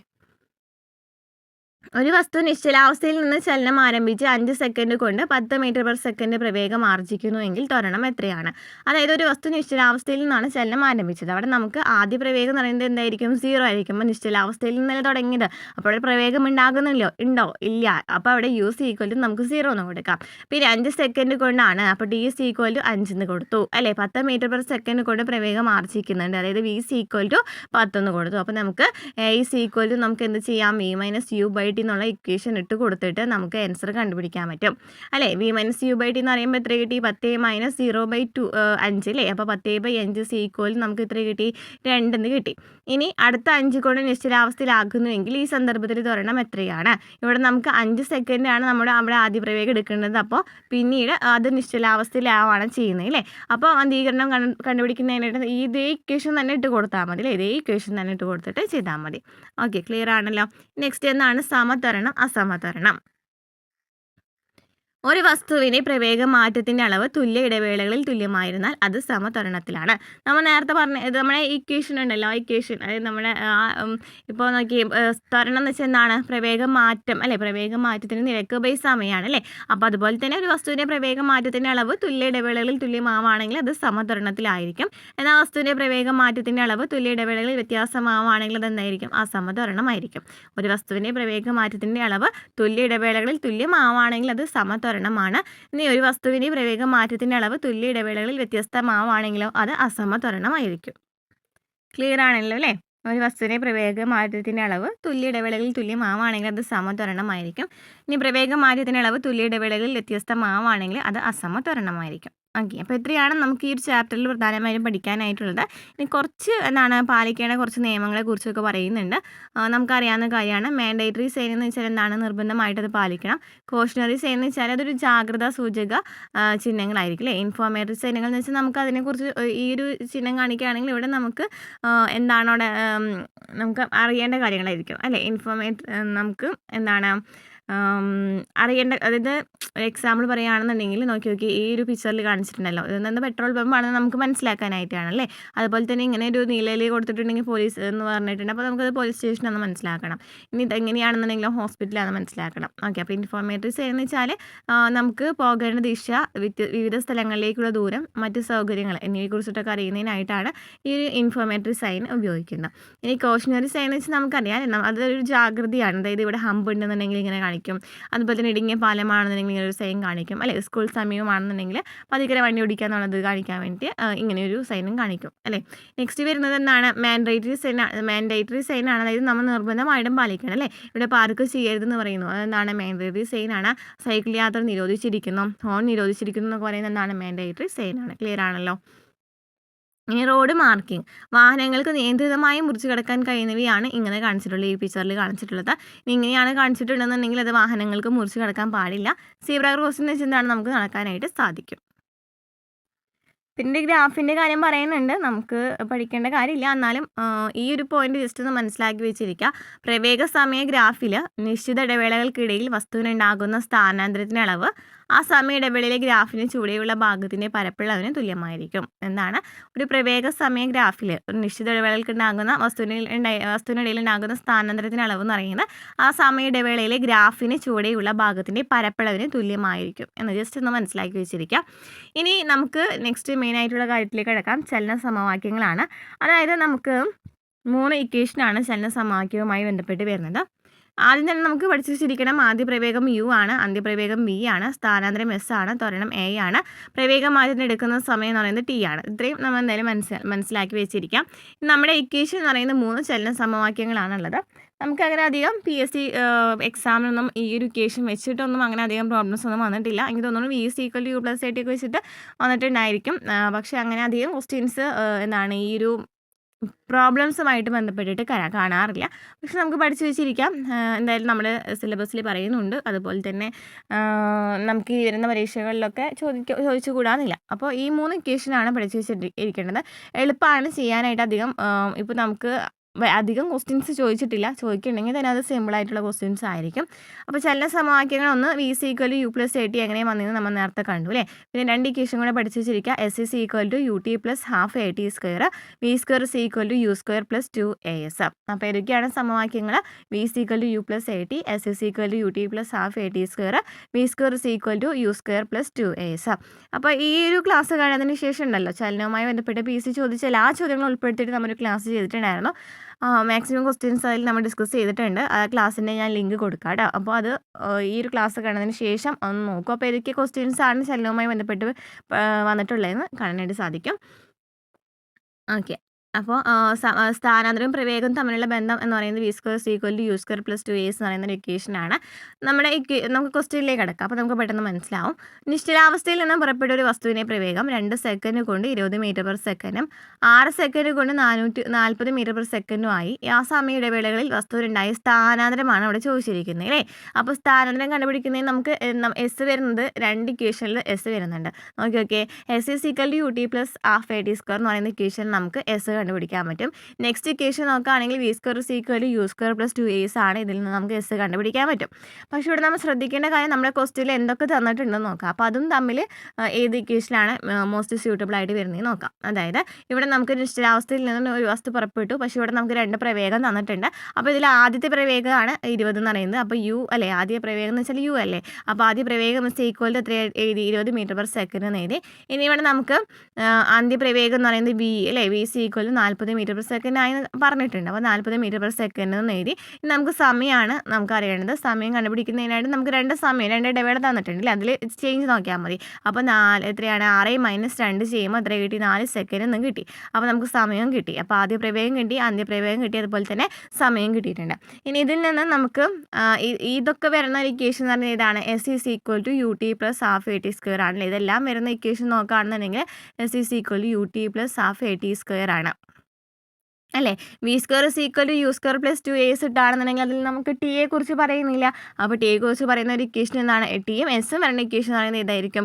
S is equal to u t plus half a t square ആണ്. അതിന് ഇവിടെ നമുക്ക് ശ്രദ്ധിക്കേണ്ട കാര്യം ഇവിടെ നമുക്ക് എ തന്നിട്ടില്ല അല്ലേ. ബാക്കിയൊക്കെ നമ്മുടെ കയ്യിലുണ്ട്, യു ഉണ്ട്, ടി ഉണ്ട് അല്ലേ. പക്ഷേ ഇവിടെ എ തന്നിട്ടില്ല. അപ്പോൾ എ കണ്ടുപിടിക്കാനായിട്ട് നമ്മൾ നേരത്തെ കണ്ടുപിടിച്ചൊരു ഇക്വേഷൻ ഉണ്ടല്ലോ. എ കണ്ടുപിടിക്കുന്നതിനായിട്ട് a is equal to v minus u by t ആണ്. അപ്പോൾ 40 മൈനസ് 20/4 ചെയ്യുക അല്ലേ. വി നക്ഷത്രയാണ് നമുക്ക് കിട്ടിയിട്ടുള്ളത് 4 അല്ലേ. അന്ത്യപ്രവേഗം 40 ആണല്ലേ. അപ്പോൾ 40 മൈനസ് യു എന്ന് പറയുന്നത് എത്രയാണ്? ആദ്യ പ്രവേഗം 20 ആണ്. അപ്പോൾ 40 മൈനസ് 20 ബൈ ടി എന്ന് പറയുന്നത് എത്രയാണ്? 4 സെക്കൻഡ് ആണ് നമ്മൾ കണ്ടുപിടിച്ചിട്ടുണ്ട്. ബൈ 4 ചെയ്യാം. അപ്പോൾ അങ്ങനെ ചെയ്യുമ്പോൾ നമുക്ക് എത്ര കിട്ടി? 20 ബൈ 4 ചെയ്യുമ്പോൾ എത്ര കിട്ടി? 5 എന്നുള്ളത് കിട്ടി. അപ്പോൾ നമുക്കിവിടെ എ എന്ന് പറയുന്നത് 5 ആണ് കിട്ടിയിട്ടുണ്ട്. അപ്പോൾ നമുക്ക് തന്നിട്ടുള്ള എല്ലാ വാല്യൂയും കിട്ടിയിട്ടുണ്ട്. യു എന്ന് പറയുന്നത് നമുക്കറിയാം, ബി എന്ന് പറയുന്നതും അറിയാം, ടി എന്ന് പറയുന്നതും അറിയാം. അപ്പോൾ നമുക്ക് നേരെ ഈ ഇക്വേഷനിൽ ഇട്ട് കൊടുക്കുക. S is equal to u t plus half a t square എന്നുള്ള ഇക്വേഷനിൽ ഇട്ട് കൊടുക്കുക. യു എന്ന് പറയുന്നത് 20 ആണ്. അതുപോലെ തന്നെ ടി എന്ന് പറയുന്നത് 4 ആണ്. പ്ലസ് എന്താണ്? ഹാഫ് ഇൻറ്റു എ എന്ന് പറയുന്നത് എക്സലറേഷൻ ത്വരണം എന്ന് പറയുന്നത് 5 നമ്മൾ കണ്ടുപിടിച്ചിട്ടുണ്ട്. ടി സ്ക്വയർ എന്ന് പറയുമ്പോൾ 4 സ്ക്വയർ. അപ്പോൾ 80 പ്ലസ് 40 ചെയ്യുമ്പോൾ എത്ര കിട്ടി? 120 മീറ്റർ എന്നുള്ളത് കിട്ടി. ക്ലിയർ ആണല്ലോ. ജസ്റ്റ് നമ്മൾ ഒരു ഇക്വേഷനിൽ ഡയറക്റ്റ് ആയിട്ട് ഇട്ട് കൊടുത്താൽ മതി. ഇവിടെ നമ്മൾ ശ്രദ്ധിച്ച് വെച്ചിരിക്കേണ്ട കാര്യം എന്ന് പറയുന്നത് എസ് ഇപ്പോൾ നമുക്ക് സ്ഥാനാന്തരം കണ്ടുപിടിക്കാനാണെങ്കിൽ നമ്മൾക്ക് 2 ഇക്വേഷൻ വരുന്നുണ്ട്. പക്ഷേ ഇതിൽ നമുക്ക് തന്നിട്ടുള്ള വാല്യൂസ് ഒക്കെ നോക്കി നോക്കാം. അപ്പോൾ അത് ഏത് ഇക്വേഷനാണ് സ്യൂട്ടബിൾ ആയിട്ട് വരുന്നത് നോക്കാം, എന്നിട്ട് കണ്ടുപിടിക്കാം. ഇവിടെ നമുക്ക് എക്സലറേഷൻ തന്നിട്ടില്ല എന്നുണ്ടെങ്കിൽ എക്സലറേഷൻ കണ്ടുപിടിക്കേണ്ട ഇക്വേഷൻ ഉപയോഗിച്ചിട്ട് കണ്ടുപിടിക്കേണ്ടതായിട്ട് വരും. അതിനാലാണ് അവിടെ ബി ഒക്കെ തന്നിട്ടുള്ളത്. നെക്സ്റ്റ് ഒരു കാറിൻ്റെ പ്രവേഗം 10 സെക്കൻഡ് കൊണ്ട് 6 മീറ്റർ പെർ സെക്കൻഡിൽ നിന്നും 16 മീറ്റർ പെർ സെക്കൻഡിലേക്ക് മാറുന്നുവെങ്കിൽ കാറിൻ്റെ ത്വരണം കണ്ടുപിടിക്കാം. അപ്പോൾ കാറിൻ്റെ ത്വരണം എങ്ങനെ കണ്ടുപിടിക്കും? A is equal to v minus u by t ആണ് അല്ലേ. A is equal to v minus u by t ആണ്. വി എന്ന് പറയുന്നത് എത്രയാണെന്ന് തന്നിട്ടുണ്ട്? 16 മീറ്റർ പെർ സെക്കൻഡിലേക്ക് മാറി അല്ലേ. അപ്പോൾ വി എന്ന് പറയുന്നത് 16 ആണ്. ഇനി ഒരു കാറിൻ്റെ പ്രവേഗം യു എന്ന് പറയുന്നത് എത്രയാണ്? ഒരു കാറിൻ്റെ പ്രവേഗം യു എന്ന് പറയുന്നത് എത്രയാണ്? 6 മീറ്റർ പെർ സെക്കൻഡിൽ നിന്നാണ് മാറിയിരിക്കുന്നത്. അപ്പോൾ യു എന്ന് പറയുന്നത് 6 ആണ്. 10 സെക്കൻഡ് എന്ന് പറയുന്നത് എന്താണ്? അത് സമയമാണ്. A is equal to v minus u by t ആദ്യം ചെയ്യുക അല്ലേ. നമുക്ക് വി എന്ന് പറയുന്നത് 16 ആണ് തന്നിട്ടുണ്ട്. 16 മൈനസ് 6/10 ചെയ്താൽ മതി അല്ലേ. 16 മൈനസ് 6/10 ചെയ്യാം. അപ്പോൾ എത്ര കിട്ടി? 10/10 ചെയ്യുമ്പോൾ നമുക്ക് 1 കിട്ടി. അപ്പോൾ 1 ഇവിടുത്തെ ആക്സിലറേഷൻ എന്ന് പറയുന്നത് എത്രയാണ്? 1. ത്വരണം എന്ന് പറയുന്നത് 1. ഇനി നമുക്ക് നെക്സ്റ്റ് എന്താ ചോദിച്ചിരിക്കുന്നത്? കാറിനുണ്ടായി സ്ഥാനാന്തരം കണ്ടുപിടിക്കാനാണ്. സ്ഥാനാന്തരം കണ്ടുപിടിക്കുന്നതിനുള്ള ഇക്വേഷൻ എന്താണ്? S is equal equal u t plus half a t square ആണ്. നേരത്തെ പറഞ്ഞ ഇക്വേഷൻ ഇട്ട് നോക്കി നോക്കൂ, അങ്ങനെയാണെന്നുണ്ടെങ്കിൽ കിട്ടുന്നുണ്ടോ നോക്കി നോക്കി. ഓക്കെ, ഇപ്പോൾ വി സ്ക്വയർ നമുക്ക് ഇക്വേഷൻ നോക്കിയാൽ v square is equal to u square plus 2as ആണ് അല്ലേ, 2as ആണ്. V square is equal to u square plus 2as ആണ്. ഇവിടെ നമുക്ക് എസ് കണ്ടുപിടിക്കണം അല്ലേ, എസ് കണ്ടുപിടിക്കണം. അതുപോലെ തന്നെ ആക്സിലറേഷൻ എല്ലാം തന്നിട്ടുണ്ട്. അപ്പോൾ നമുക്ക് ആ ഒരു ഇക്വേഷനിൽ ഇട്ട് കൊടുക്കുകയാണെന്നുണ്ടെങ്കിൽ നമുക്ക് എന്ത് കിട്ടും, എന്താണ് വി കിട്ടും അല്ല, എസ് കിട്ടുമെന്ന് വിചാരിക്കും. പക്ഷെ ഇവിടെ നമുക്കൊന്നും തന്നിട്ടില്ല, സമയം തന്നിട്ടില്ല അല്ലേ, സമയം തന്നിട്ടുണ്ടെങ്കിൽ നമ്മുടെ ഇക്വേഷൻ എന്ന് പറയുന്നത് s equal to u t plus half a t square തന്നെയായിരിക്കും. അപ്പോൾ ഇവിടെ നമുക്ക് യു എന്ന് പറയുന്നത് ആരാണെന്ന് നമുക്ക് കിട്ടി അല്ലേ, ടി എന്ന് പറയുന്നത് 10 സെക്കൻഡാണെന്ന് നമുക്കറിയാം. പിന്നെ ഹാഫ് ഇൻറ്റു എന്താണ് 1 എന്ന് പറയുന്നത് നമ്മൾ ആക്സിലറേഷൻ കണ്ടുപിടിച്ചു. ഇനി ടി എന്ന് പറയുന്നത് 10 സെക്കൻഡ് സ്ക്വയർ ഇട്ട് ചെയ്യുമ്പോൾ നമ്മൾ എത്ര കിട്ടി, 110 മീറ്റർ എന്ന് കിട്ടി. ഓക്കെ, ക്ലിയർ ആണല്ലോ. ജസ്റ്റ് നമ്മുടെ ഇക്വേഷനിൽ ഇട്ട് കൊടുത്താൽ മതി. ഇവിടെ നമുക്ക് ശ്രദ്ധിക്കേണ്ട കാര്യം, നമുക്ക് ചിലപ്പോൾ ആക്സിലറേഷൻ തരാണ്ടിരിക്കാൻ ചാൻസ് ഉണ്ട്. അപ്പോൾ ആക്സിലറേഷൻ കണ്ടുപിടിച്ചിട്ട് വേണം ഇട്ട് കൊടുക്കാനായിട്ട്. നെക്സ്റ്റ് ക്വസ്റ്റ്യൻ, റെയിൽവേ സ്റ്റേഷനിൽ നിന്ന് പുറപ്പെട്ട ഒരു ട്രെയിനിൻ്റെ പ്രവേഗം 10 മിനിറ്റ് കൊണ്ട് 90 km/h ആയെങ്കിൽ ട്രെയിനിൻ്റെ ത്വരണം കണക്കാക്കാം. അപ്പോൾ ഇവിടെ നമ്മൾ എന്ത് ചെയ്യണം, ട്രെയിനിൻ്റെ ത്വരണമാണ് കണക്കാക്കേണ്ടത് അല്ലേ. ട്രെയിനിൻ്റെ ത്വരണം കണക്കാക്കുന്നതിനുള്ള ഇക്വേഷൻ എന്ന് പറയുന്നത് എസ് ഈക്വൽ എന്താണ്, v minus u by t ആണ്. S equal v minus u by t ആണ്. ഇവിടെ ട്രെയിനിൻ്റെ പ്രവേഗം 10 മിനിറ്റ് കൊണ്ട് 90 km/h ആയിരുന്നു തന്നിട്ടുണ്ട്. അപ്പോൾ നമുക്ക് വി എന്ന് പറയുന്നത് 90 അറിയാം. പക്ഷേ ആ ഒരു ട്രെയിന് പുറപ്പെട്ടെന്ന് പറയുമ്പോൾ അവിടെ നമുക്ക് എന്താണ്, ആദ്യ പ്രവേഗം നമുക്ക് തന്നിട്ടില്ല. അപ്പോൾ ആദ്യ പ്രവേഗത്തിന് നമുക്ക് യു സി ഈക്വൽ 0 എന്ന് കൊടുക്കാം, വി സി ഈക്വൽ 90 km/h എന്ന് കൊടുക്കാം. ഇവിടെ നമ്മൾ ഇത്ര നേരം വരെ മീറ്റർ പെർ സെക്കൻഡിലാണ് എല്ലാം ചെയ്തിട്ടുണ്ടായിരുന്നത്. പക്ഷേ ഇവിടെ നോക്കി യൂണിറ്റ് km/h തന്നിരിക്കുന്നത്. നമ്മൾ നേരത്തെ പറഞ്ഞല്ലോ, km/h എന്തായാലും എന്താക്കി മാറ്റണം, മീറ്റർ പെർ സെക്കൻഡാക്കി മാറ്റണം.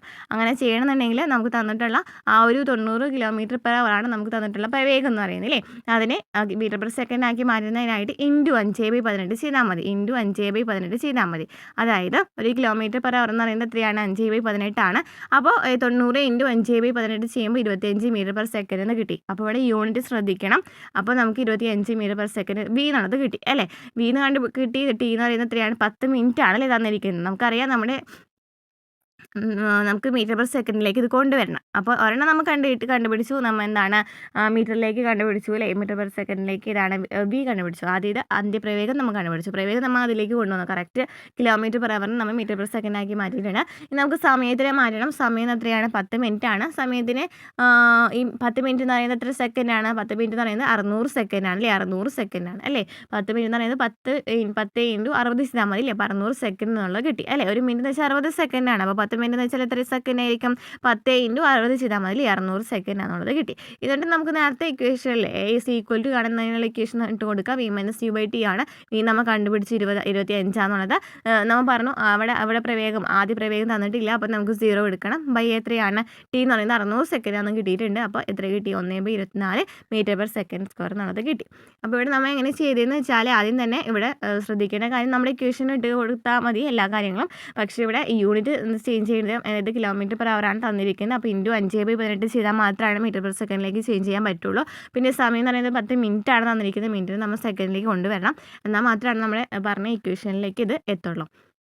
എന്നിട്ട് ഡയറക്റ്റ് ആയിട്ട് ഇട്ട് കൊടുത്താൽ മതി. നെക്സ്റ്റ് ക്വസ്റ്റ്യൻ, നിശ്ചലാവസ്ഥയിൽ നിന്ന് 10 മീറ്റർ പെർ സെക്കൻഡ് സ്ക്വയർ സമതരണത്തോടെ പതിക്കുന്ന വസ്തു തറയിൽ തൊടുന്നതിന് തൊട്ട് മുമ്പ് അതിൻ്റെ പ്രവേഗം 20 മീറ്റർ പെർ സെക്കൻഡ് ആണെങ്കിൽ വസ്തു എത്ര ഉയരത്തിൽ നിന്നാണ് പുറപ്പെടുന്നത് അല്ലേ. നിശ്ചലാവസ്ഥയിൽ നിന്നാണ് പുറപ്പെടുന്നത്. അവിടെ നമുക്ക് ആദ്യ പ്രവേഗം എന്ന് പറയുന്നത് നമ്മൾ എന്ത് കൊടുക്കാം, 0 എന്നുള്ളത് കൊടുക്കാം അല്ലേ. 10 മീറ്റർ പെർ സെക്കൻഡ് സ്ക്വയർ ത്വരണത്തോട് കൂടിയിട്ട് ആണ് വരുന്നതെന്ന് പറഞ്ഞു, സമത്വരണമാണെന്ന് പറഞ്ഞു. അങ്ങനെയാണെങ്കിൽ എ ഇസ് ഈക്വൽ എത്ര കിട്ടി, 10 എന്നുള്ളത് കിട്ടി. ഇനി ഒരു വസ്തു തറയിൽ തൊടുന്നതിന് തൊട്ട് മുമ്പ് അതിൻ്റെ പ്രവേഗം 20 മീറ്റർ പെർ സെക്കൻഡ് ആയിട്ട് മാറിയിട്ടുണ്ട്. അതായത് ബി ഇസ് ഈക്വൽ നമുക്ക് 20 എന്നുള്ളതും കിട്ടിയിട്ടുണ്ട് അല്ലേ. ഇനി ഈ വസ്തു എത്ര ഉയരത്തിൽ നിന്നാണ് പുറപ്പെടുന്നതെന്നാണ് ചോദിച്ചിരിക്കുന്നത്. ഉയരത്തിൽ നിന്നാണ് പുറപ്പെടുന്നതെന്നാണ് ചോദിച്ചിരിക്കുന്നത്. എന്താണ്, നമുക്ക് എസ് ആണ് കണ്ടുപിടിക്കേണ്ടത് അല്ലേ. അപ്പോൾ ഇതെല്ലാം വരുന്ന ഇക്വേഷൻ നോക്കി. ഇതെല്ലാം വരുന്ന ഇക്വേഷൻ എന്താണ്, v square is equal to u square plus 2as എന്ന് പറയുന്ന ഇക്വേഷനാണ് വരുന്നത് അല്ലേ. ഇവിടെ സമയമൊന്നും തന്നിട്ടില്ല.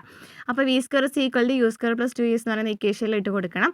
വി എന്ന് പറയുന്നത് 20 ആണ് അല്ലേ, യു എന്ന് വെച്ചാൽ 0 ആണ്, 2 ഇൻറ്റു 10 ഇൻറ്റു നമുക്ക് എസ് നമുക്കറിയില്ല അല്ലേ, എസ് ആണ് കണ്ടുപിടിക്കേണ്ടത്. അപ്പോൾ എസ്സിനാണ് നിർത്തുക അല്ലേ. എന്നിട്ട് 400/20 ചെയ്യുമ്പോൾ നമുക്ക് എത്ര കിട്ടി, 20 മീറ്റർ എന്നുള്ളത് കിട്ടി അല്ലേ. 400 ഈക്വൽ 20 ഇൻറ്റു എസ് ചെയ്യുക, and s is equal to 400/20 ചെയ്യുമ്പോൾ 20 മീറ്റർ എന്നുള്ളത് കിട്ടി. ക്ലിയർ ആണല്ലോ. അപ്പോൾ നമ്മുടെ ആ ഇക്വേഷനിൽ കറക്റ്റായിട്ട് ഇട്ട് കൊടുക്കാനുള്ളൂ. അവിടെ ശ്രദ്ധിക്കേണ്ട കാര്യം എന്താണ്, അവിടെ സമയമൊന്നും തന്നിട്ടില്ല. അങ്ങനെയാണെന്നുണ്ടെങ്കിൽ നമുക്ക് സ്ഥാനാന്തരം അല്ലാന്നുണ്ടെങ്കിൽ അവിടെ എത്രയാണ് ഉയരത്തിൽ പുറപ്പെട്ടു എന്നൊക്കെ കണ്ടുപിടിക്കാനായിട്ട് v square is equal to u square plus 2as എന്ന് പറയുന്ന ഇക്വേഷനാണ് ഇവിടെ എടുക്കേണ്ടത്. പിന്നെ ആദ്യ പ്രവേഗം എങ്ങനെയാണ് എടുക്കേണ്ടത്, അന്ത്യപ്രവേഗം എങ്ങനെ എടുക്കേണ്ടത് എന്നുള്ളത് നോക്കി വെച്ചിരിക്കുക. ഒന്നുമില്ല, നമ്മൾ നിശ്ചലാവസ്ഥയിൽ നിന്നാണ് പുറപ്പെടുന്നുണ്ടെങ്കിൽ നമ്മൾ എപ്പോഴും 0 ആണ് കൊടുക്കുന്നത്. അതുപോലെ തന്നെ 2 അളവൊക്കെ തന്നിട്ടുണ്ടെങ്കിൽ, 2 പ്രവേഗമൊക്കെ തന്നിട്ടുണ്ടെങ്കിൽ ആദ്യത്തെ പ്രവേഗമായിരിക്കും ആദ്യ പ്രവേഗം, ഏറ്റവും അവസാനത്തെ ആയിരിക്കും അന്ത്യപ്രവേഗം എന്ന് പറയുന്നത്. അത് മാത്രം ശ്രദ്ധിച്ച് വെച്ചിരുന്നാൽ മതി. അപ്പോൾ ഈ പ്രോബ്ലംസ് ഒക്കെ മനസ്സിലായെന്ന് വിചാരിക്കുന്നു. ഇത്രയാണ് ഈ ഒരു ചാപ്റ്ററിൽ പറയുന്നത് കേട്ടോ. ഇനി ചലനവുമായി ബന്ധപ്പെട്ട് പഠിച്ചു വെച്ചിരിക്കേണ്ട അടുത്ത ചാപ്റ്ററാണ് 9ാം ക്ലാസ്സിലെ നെക്സ്റ്റ് ചാപ്റ്റർ, 3ാമത്തെ ചാപ്റ്റർ, ചലന നിയമങ്ങൾ. ഇവിടെ ആദ്യം തന്നെ നോക്കിയാൽ വടംവലി കാണിച്ചിട്ടുണ്ട് അല്ലേ. അതായത് 2 ടീമുകളും തമ്മിൽ എന്താണ് വടം വലിക്കുന്നുണ്ട്. അപ്പോൾ ഇവിടെ നോക്കുകയാണെന്നുണ്ടെങ്കിൽ ഏറ്റവും കൂടുതൽ ബലം പ്രയോഗിച്ച ഭാഗത്തേക്കായിരിക്കണം എന്ത് സംഭവിക്കുക, എന്താണ് ഈ വടം അല്ലേ, അതായത് ഈ ഒരു ഇത് നീങ്ങുന്നുണ്ടായിരിക്കുക അല്ലേ. അപ്പോൾ അതായത് അപ്പോൾ ഇവിടെ കുറേ ബലങ്ങൾ ഉണ്ടാവില്ലേ. അതായത് ഇപ്പുറത്തെ ഒരു ടീം ഇങ്ങോട്ട് വലിക്കുന്നുണ്ട്, ഒരു ടീം ഇങ്ങോട്ട് വലിക്കുന്നുണ്ട്. അപ്പോൾ അവിടെ നിന്നാണ് കുറേ ബലങ്ങളൊക്കെ ഉണ്ടാകുന്നുണ്ട്. അത്രയും മനസ്സിലാക്കി വെച്ചിരിക്കാം. അങ്ങനെ ഒരു വസ്തുവിൽ ഒന്നിലധികം ബലങ്ങൾ ഒരേ സമയത്ത് പ്രയോഗിക്കുമ്പോൾ ഈ ബലങ്ങൾ വസ്തുവിലുളവാക്കുന്ന ആകെ ബലത്തെയാണ് സഫല ബലം അല്ലെങ്കിൽ പരിണത ബലം എന്ന് പറയുന്നത്. എന്താ പറയുന്നത്, ഒരു വസ്തുവിൽ ഒന്നിലധികം ബലങ്ങൾ ഒരേ സമയത്ത് പ്രയോഗിക്കുകയാണെന്നുണ്ടെങ്കിൽ ആ ഒരു ബലങ്ങളെല്ലാം ഈ ഒരു വസ്തുവിൽ ഉണ്ടാകുന്നുണ്ട് അല്ലേ. ആ ഒരു ബലത്തെയാണെന്ന് പറയുന്നത് സഫല ബലം അല്ലെങ്കിൽ പരിണത ബലം എന്ന് പറയുന്നത്. അപ്പോൾ ഒരു ക്വസ്റ്റ്യൻ തന്നിട്ടുണ്ട്. ഒരു വസ്തുവിൽ കിഴക്ക് ദിശയിൽ 100 ന്യൂട്ടൺ ബലം, പടിഞ്ഞാറ് ദിശയിൽ 150 ന്യൂട്ടൺ ബലം പ്രയോഗിച്ചിട്ടുണ്ടെന്നുണ്ടെങ്കിൽ അവിടുത്തെ പരിണത ബലം എത്രയായിരിക്കും? അപ്പോൾ ഇവിടെ നമുക്ക് ശ്രദ്ധിക്കേണ്ട കാര്യം എന്താണെന്ന് വെച്ചാൽ ഒരു ഭാഗം പോസിറ്റീവായിട്ട് എടുക്കണം, ഒരു ഭാഗം നെഗറ്റീവായിട്ട് എടുക്കണം. അത് ഏത് വേണമെങ്കിലും നമുക്ക് എടുക്കാം. പക്ഷെ നമ്മൾ ഏതാണ് പഠിച്ചു വെച്ചിരിക്കുന്നത് അത് തന്നെ വീണ്ടും അതേ രീതിയിൽ തന്നെ പഠിച്ചു പോകാനായിട്ട് ശ്രമിക്കുക. നമ്മൾ നേരത്തെ പറഞ്ഞിട്ടുണ്ടായിരുന്നല്ലോ അല്ലേ, കിഴക്ക് ഭാഗമാണ് പോസിറ്റീവായിട്ട് എടുക്കണമെന്നുണ്ടെങ്കിൽ പടിഞ്ഞാറ് എന്തായിരിക്കണം, നെഗറ്റീവായിട്ടാണ് എടുക്കേണ്ടത്. അപ്പോൾ ഇവിടെ ഒരു വസ്തു കിഴക്ക് ദിശയിൽ 100 ന്യൂട്ടൺ ബലം പ്രയോഗിച്ചിട്ടുണ്ട്. അപ്പോൾ ഞാൻ കിഴക്ക് ദിശ എന്ന് പറയുന്നത് പോസിറ്റീവായിട്ട് എടുക്കുകയാണ്. അപ്പോൾ പോസിറ്റീവ് 100 എടുത്തു കേട്ടോ. ഇനി പടിഞ്ഞാറ് ദിശ എന്ന് പറയുമ്പോൾ ഞാൻ നെഗറ്റീവായിട്ട് എടുക്കുകയാണ്. അപ്പോൾ നെഗറ്റീവ് 150 അല്ലേ. അപ്പോൾ ഇത് രണ്ടും കൂടെ കൂട്ടാണെന്നുണ്ടെങ്കിൽ എത്ര കിട്ടും, -50 ന്യൂട്ടൺ എന്ന് കിട്ടും അല്ലേ. -50 ന്യൂട്ടൺ എന്ന് കിട്ടി അല്ലേ. കിഴക്കോട്ടുള്ള ബലമാണ് ഇവിടെ നമ്മൾ പോസിറ്റീവായിട്ട് എടുത്തത്. അപ്പോൾ പരിണത ബലം എന്ന് പറയുന്നത് എത്രയായിരിക്കും, 50 ന്യൂട്ടൺ പടിഞ്ഞാറോട്ടായിരിക്കും. അതായത് ഇവിടുത്തെ പരിണത ബലം എന്ന് പറയുന്നത് എത്രയാണ്, -50 ആണെന്ന് മനസ്സിലായി. ഇനി പടിഞ്ഞാറോട്ട് മാത്രമാണ് ചോദിക്കണമെന്നുണ്ടെങ്കിലോ 50 ന്യൂട്ടൺ അല്ലേ. ആ മൈനസ് സൈൻ എന്നുള്ളത് നമുക്ക് മാറ്റിയിട്ടിട്ട് പടിഞ്ഞാറ് ഭാഗത്തേക്ക് എന്തിട്ട് കൊടുക്കാം, 50 ഇട്ട് കൊടുക്കാം. അതായത് നമ്മൾ നേരത്തെ എങ്ങനെയാണ് പോസിറ്റീവ് മൈനസ് സൈൻ എടുക്കുന്നത് അതിനനുസരിച്ചായിരിക്കും നമ്മുടെ ആൻസർ വരിക. അപ്പോൾ ഞാൻ കിഴക്കാണ് പോസിറ്റീവായിട്ട് എടുത്തിട്ടുണ്ടായിരുന്നത്, അതിനാൽ തന്നെ നമുക്ക് കിട്ടിയ ആൻസർ -50 ന്യൂട്ടൺ ആണ്. ഈ നേരെ മറിച്ച് നമ്മൾ തിരിച്ചാണ് എടുക്കുന്നുണ്ടെങ്കിൽ അവിടെ പോസിറ്റീവ് ആയിരിക്കും വരാം, പോസിറ്റീവ് 50 ആയിരിക്കും വരാം. അപ്പോൾ ജസ്റ്റ് മനസ്സിലാക്കി വെച്ചിരിക്കുന്നത് പരിണതബലം എന്ന് വെച്ചാൽ എല്ലാ ബലങ്ങളും കൂടിയിട്ടുള്ള, അതായത് പരിണതബലം എന്ന് വെച്ചാൽ അവിടെ ഉണ്ടാകുന്ന ആകെ ബലമാണ്. അവിടെ സൈൻ എടുക്കേണ്ട കാര്യം ഒന്ന് ശ്രദ്ധിച്ച് വെച്ചിരിക്കാം. ഒരു വസ്തുവിൽ അനുഭവപ്പെടുന്ന പരിണത ബലം 0 ആണെങ്കിൽ പ്രയോഗിക്കപ്പെട്ട ബലങ്ങളെ സന്തുലിത ബലങ്ങൾ എന്ന് പറയും. അതായത് സന്തുലിത ബലങ്ങൾ എന്ന് വെച്ചാൽ ഒരു വസ്തുവിൽ കുറേ ബലങ്ങൾ അനുഭവപ്പെട്ടു എന്ന് പറഞ്ഞില്ല, ഇത് സെയിം ആണെന്നുണ്ടെങ്കിൽ, അതായത് ഇപ്പോൾ നമുക്ക് ഇവിടെ നമ്മൾ 2 ടീം പറഞ്ഞല്ലോ, ഇവിടെ F1 ഉണ്ട്, ഇവിടെ F2 ഉണ്ട്. അപ്പോൾ ഇവർ തമ്മിൽ രണ്ടും ഒരേ ബലമാണ് പ്രയോഗിച്ചിട്ടുണ്ടെന്നുണ്ടെങ്കിൽ എന്ത് സംഭവിക്കും, ഒരേ ബലമാണ് പ്രയോഗിച്ചിട്ടുണ്ടെന്നുണ്ടെങ്കിൽ ഇവിടെ അങ്ങോട്ടും ഇങ്ങോട്ടും ഒന്നും നീങ്ങൂല അല്ലേ. അതായത് അവിടെ ചലനം സംഭവിക്കുന്നില്ല. അപ്പോൾ ഇതിനെയാണെന്ന് പറയുന്നത് സന്തുലിത ബലം എന്ന് പറയുന്നത്. ഒരു വസ്തുവിൽ അനുഭവപ്പെടുന്ന പരിണത ബലം 0 ആണെന്നുണ്ടെങ്കിൽ നമുക്ക് അതിനെന്ന് പറയാം, സന്തുലിത ബലം എന്ന് പറയാം. അതായത് ഇത്തരം ബലങ്ങൾക്ക് നിശ്ചലാവസ്ഥയിലുള്ളൊരു വസ്തുവിനെ ചലിപ്പിക്കുവാനോ ചലനാവസ്ഥയിലുള്ളൊരു വസ്തുവിനെ ചലനദിശയ്ക്കോ വേഗത്തിനോ മാറ്റം വരുത്താൻ കഴിയില്ല. അപ്പോൾ എന്താണ് സന്തുലിത ബലം എന്ന് വെച്ചാൽ സന്തുലിതമാണല്ലേ. അതായത് അവിടെ എന്തായിരിക്കണം, ബലം എന്ന് പറയുന്നത് 0 ആയിരിക്കണം. അതായത് പരിണത ബലം എന്ന് പറയുന്നത് 0 ആയിരിക്കണം. ഒരു വസ്തുവിൽ അനുഭവപ്പെടുന്ന പരിണത ബലം, അതായത് ടോട്ടൽ അനുഭവപ്പെടുന്ന സന്തുലിത ബലം ഉണ്ടല്ലോ, അത് 0 ആണെന്നുണ്ടെങ്കിൽ അതിനെ എന്ന് പറയാം, സന്തുലിത ബലങ്ങൾ എന്ന് പറയാം. ഇത്തരം ബലങ്ങൾ നിശ്ചലാവസ്ഥയിലുള്ള ഒരു വസ്തുവിനെ ചലിപ്പിക്കാൻ പറ്റില്ല, ചലനാവസ്ഥയിലുള്ള വസ്തുവിനെ നിശ്ചലാവസ്ഥയിലേക്ക് ആക്കാനും പറ്റില്ല. അപ്പോൾ അസന്തുലിത ബലങ്ങൾ എന്ന് വെച്ചാൽ എന്തായിരിക്കും, നേരെ ഓപ്പോസിറ്റ് ആയിരിക്കും അല്ലേ. ഒരു വസ്തുവിൽ അനുഭവപ്പെടുന്ന പരിണത ബലം 0 അല്ല എന്നുണ്ടെങ്കിൽ പ്രയോഗിക്കപ്പെട്ട ബലങ്ങളെ അസന്തുലിത ബലങ്ങൾ എന്ന് പറയാം. ഇത്തരം ബലങ്ങൾക്ക് നിശ്ചലാവസ്ഥയിലുള്ള ഒരു വസ്തുവിനെ ചലിപ്പിക്കുവാനും ചലനാവസ്ഥയിലുള്ള ഒരു വസ്തുവിനെ ചലനദിശയ്ക്ക് വേഗത്തിനോ മാറ്റം വരുത്താൻ കഴിയും. അപ്പോൾ അസന്തുലിത ബലം എന്ന് വെച്ചാൽ എന്താണ്, അവിടെ പരിണത ബലം 0 അല്ല എന്നുണ്ടെങ്കിലാണ് അതിനെ അസന്തുലിത ബലം എന്ന് പറയുന്നത്. ഇങ്ങനെയാണെന്നുണ്ടെങ്കിൽ ഇവിടെ ചലിപ്പിക്കാൻ പറ്റും, നിശ്ചലാവസ്ഥയിലാക്കാനും പറ്റും. ഓക്കെ, അപ്പോൾ സന്തുലിത ബലം എന്താണ്, അസന്തുലിത ബലം എന്താണെന്ന് ക്ലിയർ ആയെന്ന് വിചാരിക്കുന്നു. സന്തുലിത ബലം എന്ന് വെച്ചാൽ പരിണത ബലം 0 ആയിരിക്കും, അതായത് അവിടെ ചലിപ്പിക്കാനൊന്നും പറ്റുന്നില്ല, നിശ്ചലാവസ്ഥയിലേക്ക് ആക്കാനും പറ്റുന്നില്ല. എന്നാൽ അസന്തുലിത ബലം എന്ന് വെച്ചാൽ എന്തായിരിക്കും, പരിണത ബലം എന്ന് പറയുന്നത് 0 ആയിരിക്കില്ല, അപ്പോൾ അതിനെ നമുക്ക് ചേഞ്ച് ചെയ്യാനായിട്ട് പറ്റും. ഒരു വസ്തുവിൽ അസന്തുലിത ബാഹ്യബലം പ്രയോഗിച്ചാൽ ആ വസ്തുവിൻ്റെ നിശ്ചലാവസ്ഥയ്ക്കോ ചലനാവസ്ഥയ്ക്കോ ചലനദിശയ്ക്കോ മാറ്റം വരുത്താനോ അതിനുള്ള പ്രവണത ഉളവാക്കാനോ കഴിയും. ഈ മാറ്റം അസന്തുലിത ബലത്തിന് ദിശയിലേക്കായിരിക്കും. എന്താ പറയുന്നത്, നമ്മൾ നേരത്തെ പറഞ്ഞ സംഭവം തന്നെ. ഒരു വസ്തുവിൽ നമ്മൊരു ബലം പ്രയോഗിച്ചെന്ന് വിചാരിക്കൂ. അതായത് നമ്മൊരു വടം ഇവിടെ നോക്കി നോക്കിയേ, വടന്ന് വേണ്ട, ഇപ്പോൾ ഒരു എക്സാമ്പിൾ എന്താ പറയുക, ഒരു കാറില്ലേ, ചെറിയൊരു ടോയ് കാർ നമ്മൾ ഇങ്ങനെ ചലിപ്പിക്കാമെന്ന് വിചാരിക്കും, ഇങ്ങനെ ഓടിപ്പിക്കാമെന്ന് വിചാരിക്കും. അങ്ങനെയാണെന്നുണ്ടെങ്കിൽ അവിടെ നമ്മൾ എന്തെങ്കിലും ഒരു ബലം പ്രയോഗിച്ചിട്ട്, അതായത് നമ്മൾ ഈ ഒരു കാർ ഇങ്ങനെ പോയിക്കൊണ്ടിരിക്കേണ്ടോ, ഞാൻ എന്ത് ചെയ്തു, ആ കാർ പിടിച്ച് നിർത്തി. അപ്പോൾ ഒരു ബലം പ്രയോഗിച്ചു അല്ലേ. ആ ബലം പ്രയോഗിച്ചപ്പോൾ അത് നമുക്ക് അവിടെ ആ ഒരു വസ്തുവിനെ ചലനദിശയ്ക്ക് മാറ്റം വരാം അല്ലേ. അതുപോലെ തന്നെ ചലനാവസ്ഥയ്ക്ക് മാറ്റം വരാണ് അല്ലേ. അപ്പോൾ അങ്ങനെ നമ്മൾ എന്തെങ്കിലും ചെയ്യുകയാണെന്നുണ്ടെങ്കിൽ അതിനെയാണ് എന്ന് പറയുന്നത് ബാഹ്യബലം എന്ന് പറയുന്നത്. ബാഹ്യബലം എന്ന് പറയുന്നത് അതായത് വസ്തുവിനെ പുറത്ത് നിന്ന് ബലം നൽകുകയാണെങ്കിൽ അതിനെ ബാഹ്യബലം എന്ന് പറയും അല്ലേ. വസ്തുവിന് പുറത്ത് നൽകുന്ന ബലത്തെയാണ് ബാഹ്യബലം എന്ന് പറയുന്നത്.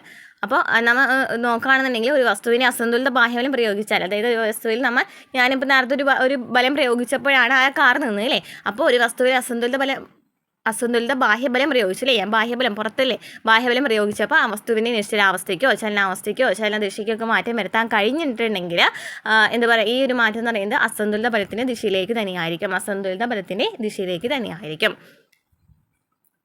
ഇനി ഒരു വാഹനം നമ്മൾ അതിനെ അകത്തുനിന്ന് തള്ളിയാൽ ആ വാഹനം ചലിക്കാനായിട്ട് പറ്റുമോ? ഇല്ല. അപ്പോൾ അവിടെ എന്താണ്, ആന്തരിക ബലമാണ് വരുന്നത് അല്ലേ. അവിടെ ഈ ഒരു ബലം എന്ന് പറയുന്നതാണ് ആന്തരിക ബലമാണ്.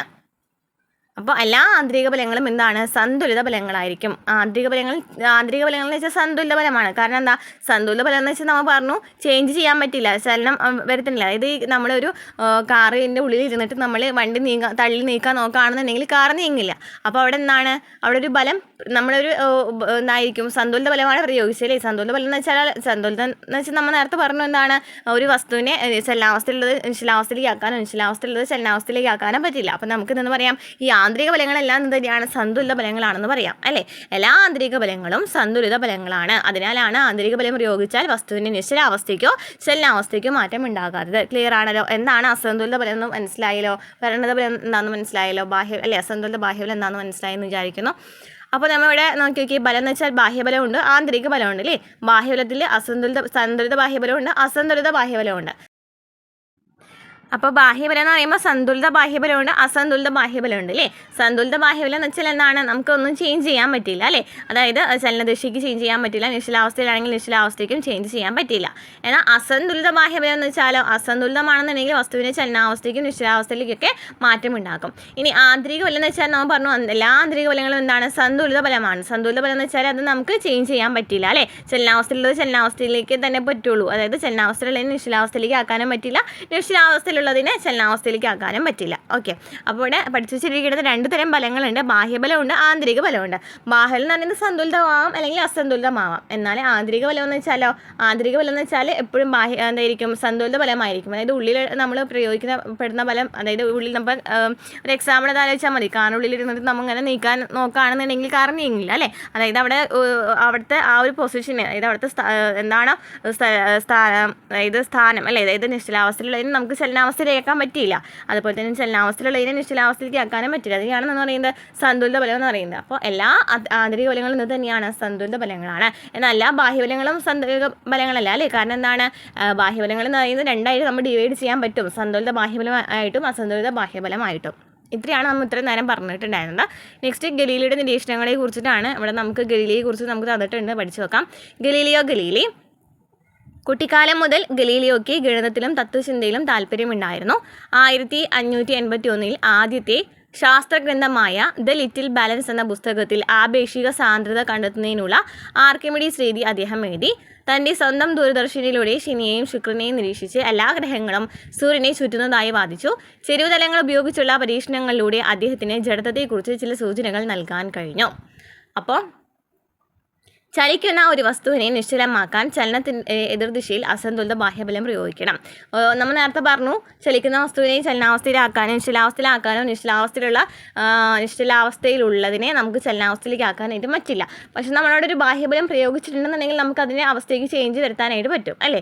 അതുപോലെ ചലിക്കുന്ന ഒരു വസ്തുവിനെ നിശ്ചലമാക്കാനായിട്ട് ചലനത്തിൻ്റെ എതിർദിശയിൽ അസന്തുലിത ബാഹ്യബലം പ്രയോഗിക്കണം. ഒരു വസ്തുവിന് സമവേഗത്തിലുള്ള നിർരേഖ ചലനം നിലനിർത്തുന്നതിന് ഒരു അസന്തുലിത ബാഹ്യബലം ആവശ്യമാണ്. ആവശ്യമില്ല. എന്നാൽ ഒരു വസ്തു സമവേഗത്തിലാണ് പോകുന്നത്, അത് നിർരേഖ ചലനത്തിലാണ് പോകേണ്ടതെന്നുണ്ടെങ്കിൽ നമ്മൾ അവിടെ ഒരു ബലം പ്രയോഗിക്കേണ്ട കാര്യമൊന്നും വരില്ല. എന്നാൽ ഒരു ചലിക്കുന്ന ഒരു വസ്തുവിനെ നിശ്ചലമാക്കുന്നതിനായിട്ട് എതിർ ദിശയിൽ ഒരു അസന്തുലിത ബാഹ്യബലം പ്രയോഗിച്ചാൽ മതി. അതായത് ഒരു വസ്തുവിൻ്റെ ചലനാവസ്ഥയ്ക്കോ നിശ്ചലാവസ്ഥയ്ക്കോ മാറ്റം വരുത്തുന്നതിന് ഒരു അസന്തുലിത ബാഹ്യബലം ആവശ്യമാണ്. ഇതാണ് നമ്മൾ ഇത്ര നേരം പറഞ്ഞിരുന്നത്. ഇത് പറയാൻ കാരണം ന്യൂട്ടൻ്റെ ഒന്നാം ചലന നിയമത്തിൽ ഈ ഒരു വാക്ക് വരുന്നുണ്ട്, അതിനാലാണ്. അപ്പോൾ ഒരു വസ്തുവിൻ്റെ ചലനാവസ്ഥയ്ക്കോ നിശ്ചലാവസ്ഥയ്ക്കോ മാറ്റം വരുത്തണം എന്നുണ്ടെങ്കിൽ നമ്മൾ അവിടെ എന്ത് ചെയ്യണം? ഒരു അസന്തുലിത ബാഹ്യബലം പ്രയോഗിക്കണം അല്ലേ? അസന്തുലിത ബാഹ്യബലം പ്രയോഗിക്കണം. അപ്പോൾ എന്താണ് ന്യൂട്ടൻ്റെ ഒന്നാം ചലന നിയമം? അപ്പോൾ ന്യൂട്ടൻ്റെ ഒന്നാം ചലന നിയമം എന്ന് വെച്ചാൽ എന്താണ്? അസന്തുലിതമായ ബാഹ്യബലത്തിന് വിധേയമാക്കുന്നത് വരെ ഓരോ വസ്തുവും നിശ്ചലാവസ്ഥയിലോ നേർരേഖയിലുള്ള സമചലനത്തിലോ തുടരും. അതാണ് ന്യൂട്ടൻ്റെ ഒന്നാം ചലന നിയമം. എന്താണ് ന്യൂട്ടൻ്റെ ചലന നിയമം? ഒന്നാം ചലന നിയമം എന്ന് വെച്ചാൽ നമ്മൊരു ബലം അല്ലേ, അസന്തുലിതമായിട്ടുള്ള ഒരു ബാഹ്യബലം പ്രയോഗിക്കുന്ന സമയം വരെ ആ ഒരു വസ്തു ഏതാണോ അവസ്ഥയിൽ, നിശ്ചലാവസ്ഥയിലാണെങ്കിൽ നിശ്ചലാവസ്ഥയിലായിരിക്കും, ചലനാവസ്ഥയിലാണെന്നുണ്ടെങ്കിൽ ചലനാവസ്ഥയിലായിരിക്കും. അതാണ് ന്യൂട്ടൻ്റെ ഒന്നാം ചലന നിയമം എന്ന് പറയുന്നത്. അപ്പോൾ ഈ ഒന്നാം ചലന നിയമമാണ് ബലം, ജഡത്വം എന്ന് പറയുന്ന ഭൗതിക അളവുകളെ നിർവചിക്കാൻ സഹായിച്ചത്. ബലത്തിന് ഒരു നിർവചനം കൊടുത്തതും ജഡത്വം എന്ന് പറയുന്ന നിർവചനം കൊടുത്തതൊക്കെ എന്ന് തന്നെയാണ് ഒന്നാമത്തെ ചലന നിയമമാണ്. അപ്പം എന്താണ് ബലം എന്ന് വെച്ചാൽ ഒരു വസ്തുവിൻ്റെ നിശ്ചലാവസ്ഥയ്ക്കോ നിർരേഖ സമചലനത്തിനോ മാറ്റം വരുത്താനോ അതിനുള്ള പ്രവണത ഉളവാക്കാനോ വേണ്ടി ആ വസ്തുവിൽ പ്രയോഗിക്കപ്പെടുന്നത് എന്താണോ അതാണ് ബലം എന്ന് പറയുന്നത്. അതായത് നമ്മൾ നേരത്തെ പറഞ്ഞു, നിശ്ചലാവസ്ഥയിലാണെന്നുണ്ടെങ്കിലും ചലനാവസ്ഥയിലാണെന്നുണ്ടെങ്കിലും നമുക്ക് അതിനൊന്ന് ഇപ്പോൾ ഒരു കാറ് ഓടിക്കൊണ്ടിരിക്കുകയാണ്, ചെറിയൊരു കാറില്ലേ, ടോയ് കാർ നമ്മൾ ഓടിപ്പിച്ചെന്ന് വിചാരിക്കും. നമുക്ക് അതിനെ നിർത്തണം എന്നുണ്ടെങ്കിൽ നമ്മളൊരു ബലം പ്രയോഗിക്കണം അല്ലേ? അവിടെ എന്താണോ പ്രയോഗിക്കുന്നത് അതാണ് അവിടുത്തെ ബലം എന്ന് പറയുന്നത്. അതുപോലെ തന്നെ ഒരു കാർ വെറുതെ ഇരിക്കുകയാണ്, ടോയ് കാർ വെറുതെ ഇരിക്കുകയാണ്, നമ്മൾ അതിനെ ഉന്തിയാൽ മാത്രമാണ് ആ ഒരു കാർ ചലിക്കണുള്ളൂ അല്ലേ? അപ്പോൾ അങ്ങനെയാണെന്നുണ്ടെങ്കിൽ നമ്മൾ അവിടെ നിന്നാണ് ഒരു ബലം പ്രയോഗിച്ചിട്ടുണ്ടല്ലോ. അപ്പോൾ എന്താണ് ബലം എന്ന് മനസ്സിലായല്ലോ. അതായത് ഒരു വസ്തുവിൻ്റെ നിശ്ചലാവസ്ഥയ്ക്കോ നേർരേഖ സമചലനത്തിനോ മാറ്റം വരുത്താനോ, നിശ്ചലാവസ്ഥയ്ക്ക് അല്ലെങ്കിൽ നേർരേഖ സമചലനത്തിന് മാറ്റം വരുത്താനോ അതിനുള്ള പ്രവണത ഉളവാക്കുവാൻ വേണ്ടിയിട്ട് നമ്മൾ എന്താണ് അവിടെ പ്രയോഗിക്കുന്നത് അതിനാണ് ബലം എന്ന് പറയുന്നത്. ക്ലിയർ ആണല്ലോ? അപ്പോൾ ന്യൂട്ടൻ്റെ ഒന്നാം ചലന നിയമത്തിലൂടെ ബലത്തിന് നിർവചനം നൽകിയിട്ടുണ്ട്. ഇനി എന്താണ് ജഡത്വം എന്ന് വെച്ചാൽ? ജഡത്വം ഈ ബസ് ഇപ്പോൾ എന്താണ് ചലനാവസ്ഥയിലാണ്, അതായത് ബസ് ഇങ്ങനെ പോയിക്കൊണ്ടിരിക്കുകയാണ്. പെട്ടെന്ന് ആ ബസ് നിശ്ചലാവസ്ഥയിലേക്ക് ആക്കണം, അതായത് ബസ് ബ്രേക്ക് പിടിക്കാമെന്ന് വിചാരിക്കും. അങ്ങനെയാണെങ്കിൽ നമ്മൾ എങ്ങോട്ട് പോകും? പിന്നിലേക്ക് പോകും അല്ലേ? അപ്പോൾ ഈ പ്രവണതയാണ് നിശ്ചല ജഡത്വം എന്ന് പറയുന്നത്. അതായത് ജഡത്വം എന്ന് വെച്ചാൽ അതായത് ബസ് ഇപ്പം നിശ്ചലാവസ്ഥയിൽ ഇരിക്കുന്ന ബസ്സാണ് പെട്ടെന്ന് ബസ് എടുക്കുന്നത്. അപ്പോൾ നമുക്കും ഈ ബസ്സിനൊപ്പം തന്നെ നമുക്കും എന്താണ് നിശ്ചലാവസ്ഥയിൽ തുടരാനുള്ള ഒരു പ്രവണത വരാനുണ്ട്. അതിനെയാണ് നിശ്ചല ജഡത്വം എന്ന് പറയുന്നത്. അതായത് നിശ്ചലാവസ്ഥയിലുള്ള ഒരു വസ്തുവിന് സ്വയം അതിൻ്റെ അവസ്ഥയ്ക്ക് മാറ്റം വരുത്താൻ കഴിയില്ല. ഇതാണ് നിശ്ചല ജഡത്വം എന്ന് പറയുന്നത്. നിശ്ചലാവസ്ഥയിലുള്ള ഒരു വസ്തുവിന് സ്വയം അതിൻ്റെ അവസ്ഥയ്ക്ക് മാറ്റം വരുത്താൻ കഴിയില്ല, അതിനെ നിശ്ചല ജഡത്വം എന്ന് പറയും. ഇനി സമചലനത്തിലുള്ള ഒരു വസ്തുവിന് സ്വയം അതിൻ്റെ ചലനാവസ്ഥയ്ക്ക് മാറ്റം വരുത്താൻ കഴിയില്ല എങ്കിൽ ഇതിനെന്ന് പറയും ചലന ജഡത്വം എന്ന് പറയും. അപ്പോൾ നിശ്ചലാവസ്ഥയിലുള്ള ഒരു വസ്തുവിന് സ്വയം അതിൻ്റെ അവസ്ഥയ്ക്ക് മാറ്റം വരുത്താൻ കഴിയില്ല എന്നുണ്ടെങ്കിൽ അതിനെ നിശ്ചല ജഡത്വം എന്ന് പറയും. സമചലനത്തിലുള്ള ഒരു വസ്തുവിന് സ്വയം അതിൻ്റെ ചലനാവസ്ഥയ്ക്ക് മാറ്റം വരുത്താൻ കഴിയില്ല എന്നുണ്ടെങ്കിൽ അതിനെ ചലന ജഡത്വം എന്ന് പറയും. നേരത്തെ പറഞ്ഞത് ബസ് നിർത്തുമ്പോൾ യാത്രക്കാർ മുന്നോട്ടാണ് പോവുക, നേരത്തെ പിന്നോട്ടെന്ന് പറഞ്ഞോ എനിക്ക് ഡൗട്ട് ഉണ്ട്. നമ്മൾ ബസ് ചലിച്ചുകൊണ്ടിരിക്കുന്ന ബസ് പെട്ടെന്ന് സ്റ്റോപ്പ് ചെയ്യുകയാണെന്നുണ്ടെങ്കിൽ യാത്രക്കാർ എങ്ങോട്ടാണ് പോവുക? മുന്നോട്ടാണ് പോവുക. ബസ് പെട്ടെന്ന് നിശ്ചലാവസ്ഥയിലിരിക്കുന്ന ബസ് പെട്ടെന്ന് എടുക്കുകയാണെങ്കിലാണ് നമ്മൾ പിന്നിലോട്ട് പോകുന്നത് അല്ലേ? ക്ലിയർ ആണല്ലോ അല്ലേ? അപ്പോൾ അതിനെയാണെന്ന് പറയുന്നത് നമ്മൾ ഏതൊരു അവസ്ഥയിലാണോ അത് തുടരാനുള്ള പ്രവണതയാണെന്ന് പറയുന്നത് ജഡത്വം എന്ന് പറയുന്നത്. അതായത് ഒരു വസ്തുവിനെ അതിൻ്റെ നിശ്ചലാവസ്ഥയിലോ ചലനാവസ്ഥയിലോ തുടരാനുള്ള പ്രവണതയാണ് ജഡത്വം എന്ന് പറയുന്നത്. ഒരു വസ്തുവിന് നിശ്ചലാവസ്ഥയിൽ തുടരാനുള്ള പ്രവണതയെ നിശ്ചല ജഡത്വം എന്ന് പറയും. ചലനാവസ്ഥയിൽ തുടരാനുള്ള പ്രവണതയെ എന്താണ് ചലന ജഡത്വം എന്നും പറയും. അപ്പോൾ ജഡത്വവുമായി ബന്ധപ്പെട്ടിട്ട് എക്സാമ്പിൾ നോക്കി. മാവിൻ കൊമ്പ് കുലുക്കിയാൽ മാങ്ങ ഞെട്ടിട്ട് വീഴുന്നു. കാരണം എന്താണ്? മാങ്ങയ്ക്ക് അവിടെ നിശ്ചലമായിട്ടിരിക്കാനുള്ള ഒരു ടെൻഡൻസിയാണ് വരുന്നത് അല്ലേ? പെട്ടെന്ന് ചലിപ്പിക്കുമെന്ന് സംഭവിക്കും, പെട്ടെന്ന് ആ മാങ്ങ വീഴും. അതുപോലെ ലോങ് ജമ്പിൽ പങ്കെടുക്കുന്ന ആൾ കുറേ ദൂരം ഓടി വന്ന് ചാടുന്നു. സീറ്റ് ബെൽറ്റ് ധരിക്കാതെ കാറിൽ യാത്ര ചെയ്യുന്നത് അപകടകരമാണ്. അതൊക്കെ എന്താണ്? ജഡത്വവുമായി ബന്ധപ്പെട്ട് വരുന്ന എക്സാമ്പിളാണ്. നിശ്ചല ജഡത്വം ചലന ജഡത്വം എന്നാണ് പറഞ്ഞല്ലോ അല്ലേ? നിശ്ചല ജഡത്വം എന്ന് വെച്ചാൽ ഒരു ബസ് പെട്ടെന്ന് മുന്നോട്ട് എടുക്കുമ്പോൾ ബസ്സിലുള്ള യാത്രക്കാർ പിന്നോട്ടായെന്നതാണ് നിശ്ചല ജഡത്വമാണ്. അതുപോലെ തന്നെ നമ്മൾ നേരത്തെ പറഞ്ഞു മാങ്ങ ഞെട്ടിട്ട് വീണു നോക്കി അല്ലേ? ഇനി ചലന ജഡത്വം എന്ന് പറയുമ്പോൾ നിരപ്പായി തറയിൽ ഉരുട്ടിവിട്ട പന്ത് മുന്നോട്ട് പോയിക്കൊണ്ടേയിരിക്കും അല്ലേ? അപ്പോൾ അതെന്നതാണ് ചലന ജഡത്വത്തിന് എക്സാമ്പിളാണ്. ഇനി മാസവും ജഡത്വവും തമ്മിൽ എന്തെങ്കിലും ബന്ധമുണ്ടോ? മാസവും ജഡത്വവും തമ്മിൽ എന്തെങ്കിലും ബന്ധമുണ്ടോ എന്നാണ് ചോദിച്ചിരിക്കുന്നത്. എന്താണ്? മാസം കൂടുമ്പോൾ ജഡത്വവും കൂടും അല്ലേ? മാസം കൂടുമ്പോൾ ജഡത്വവും കൂടും. ഇതിനൊരു എക്സാമ്പിൾ ഇവിടെ പറയുന്നുണ്ട്. ഒരു 2 പ്ലാസ്റ്റിക് കുപ്പി എടുക്കുക, ഒന്നിനും ഒന്നും ഉണ്ടാവരുത്. ഒരു ഒരു കുപ്പിയിൽ എന്താണ് പറഞ്ഞിട്ടുള്ളത്, ഒഴിഞ്ഞ കുപ്പിയായിരിക്കണം. ഒരു കുപ്പി മണൽ നിറച്ചിട്ടുള്ളതായിരിക്കണം. അതിനടിയിൽ നമ്മൾ പേപ്പറൊക്കെ വെച്ചിട്ട് ഇങ്ങനെ വലിക്കൂലേ, അപ്പോൾ അങ്ങനെ വലിക്കുകയാണെന്നുണ്ടെങ്കിൽ ഈ കുപ്പിയിൽ എന്തെങ്കിലും നിറച്ചിട്ടുള്ളതുണ്ടല്ലോ, അതായത് മാസം ഉള്ളതിനാണ് അവിടെ നിശ്ചലാവസ്ഥ, അതായത് ആ ഒരു എന്താണോ അത് അതിൻ്റെ എന്ന് പറയുന്നത് അവസ്ഥ എന്ന് പറയുന്നത് അവസ്ഥ തുടരുന്നുണ്ട്. എന്നാൽ ഇപ്പോൾ നോക്കി ഒഴിഞ്ഞ കുപ്പിയാണെന്നുണ്ടെങ്കിൽ പെട്ടെന്ന് ആ കുപ്പി മറിഞ്ഞ് വീണു അല്ലേ, അപ്പോൾ അവിടെ മാസം ഇല്ല അല്ലേ, മാസം കുറയുകയാണെങ്കിൽ അവിടെ ചലനജഡത്വം കുറയാണ്, അതായത് ജഡത്വം കുറയാണെന്ന് മനസ്സിലായി. ചലനജഡത്തല്ല, ജഡത്വം കുറയാണ്, നിശ്ചല ജഡത്വമാണ് അവിടെ വരുന്നത്, ജഡത്വം കുറയാമെന്ന് മനസ്സിലായി. അതായത് മാസും ജഡത്വം തമ്മിൽ എന്തെങ്കിലും ബന്ധമുണ്ടാവും, മാസ് ഉണ്ടെന്നുണ്ടെങ്കിൽ എന്താണ് ജഡത്വം കൂടും അല്ലേ, മാസം കൂടുകയാണെങ്കിൽ ജഡത്വം കൂടുമെന്ന് പറഞ്ഞു. അതായത് ഒഴിഞ്ഞ ടാർ വീപ്പിക്കാണോ ടാർ നിറച്ച് വീപ്പിക്കാണോ ജഡത്വം കൂടുതലുണ്ടായിരിക്കുക, ഏതിനാണ് മാസ് കൂടുതലുണ്ടെന്ന് നോക്കിയാൽ മതി അല്ലേ, ഏതിനാണ് മാസ് കൂടുതൽ അതിനെ തന്നെയായിരിക്കും ജഡത്വം ഉണ്ടായിരിക്കുക. ഇവിടെ കുറച്ച് എക്സാമ്പിൾ തന്നിട്ടുണ്ട്. ഇതിൽ അസന്തുലിത ബലം ഏതാണെന്നാണ് ഞാൻ ചോദിച്ചിരിക്കേണ്ടത്.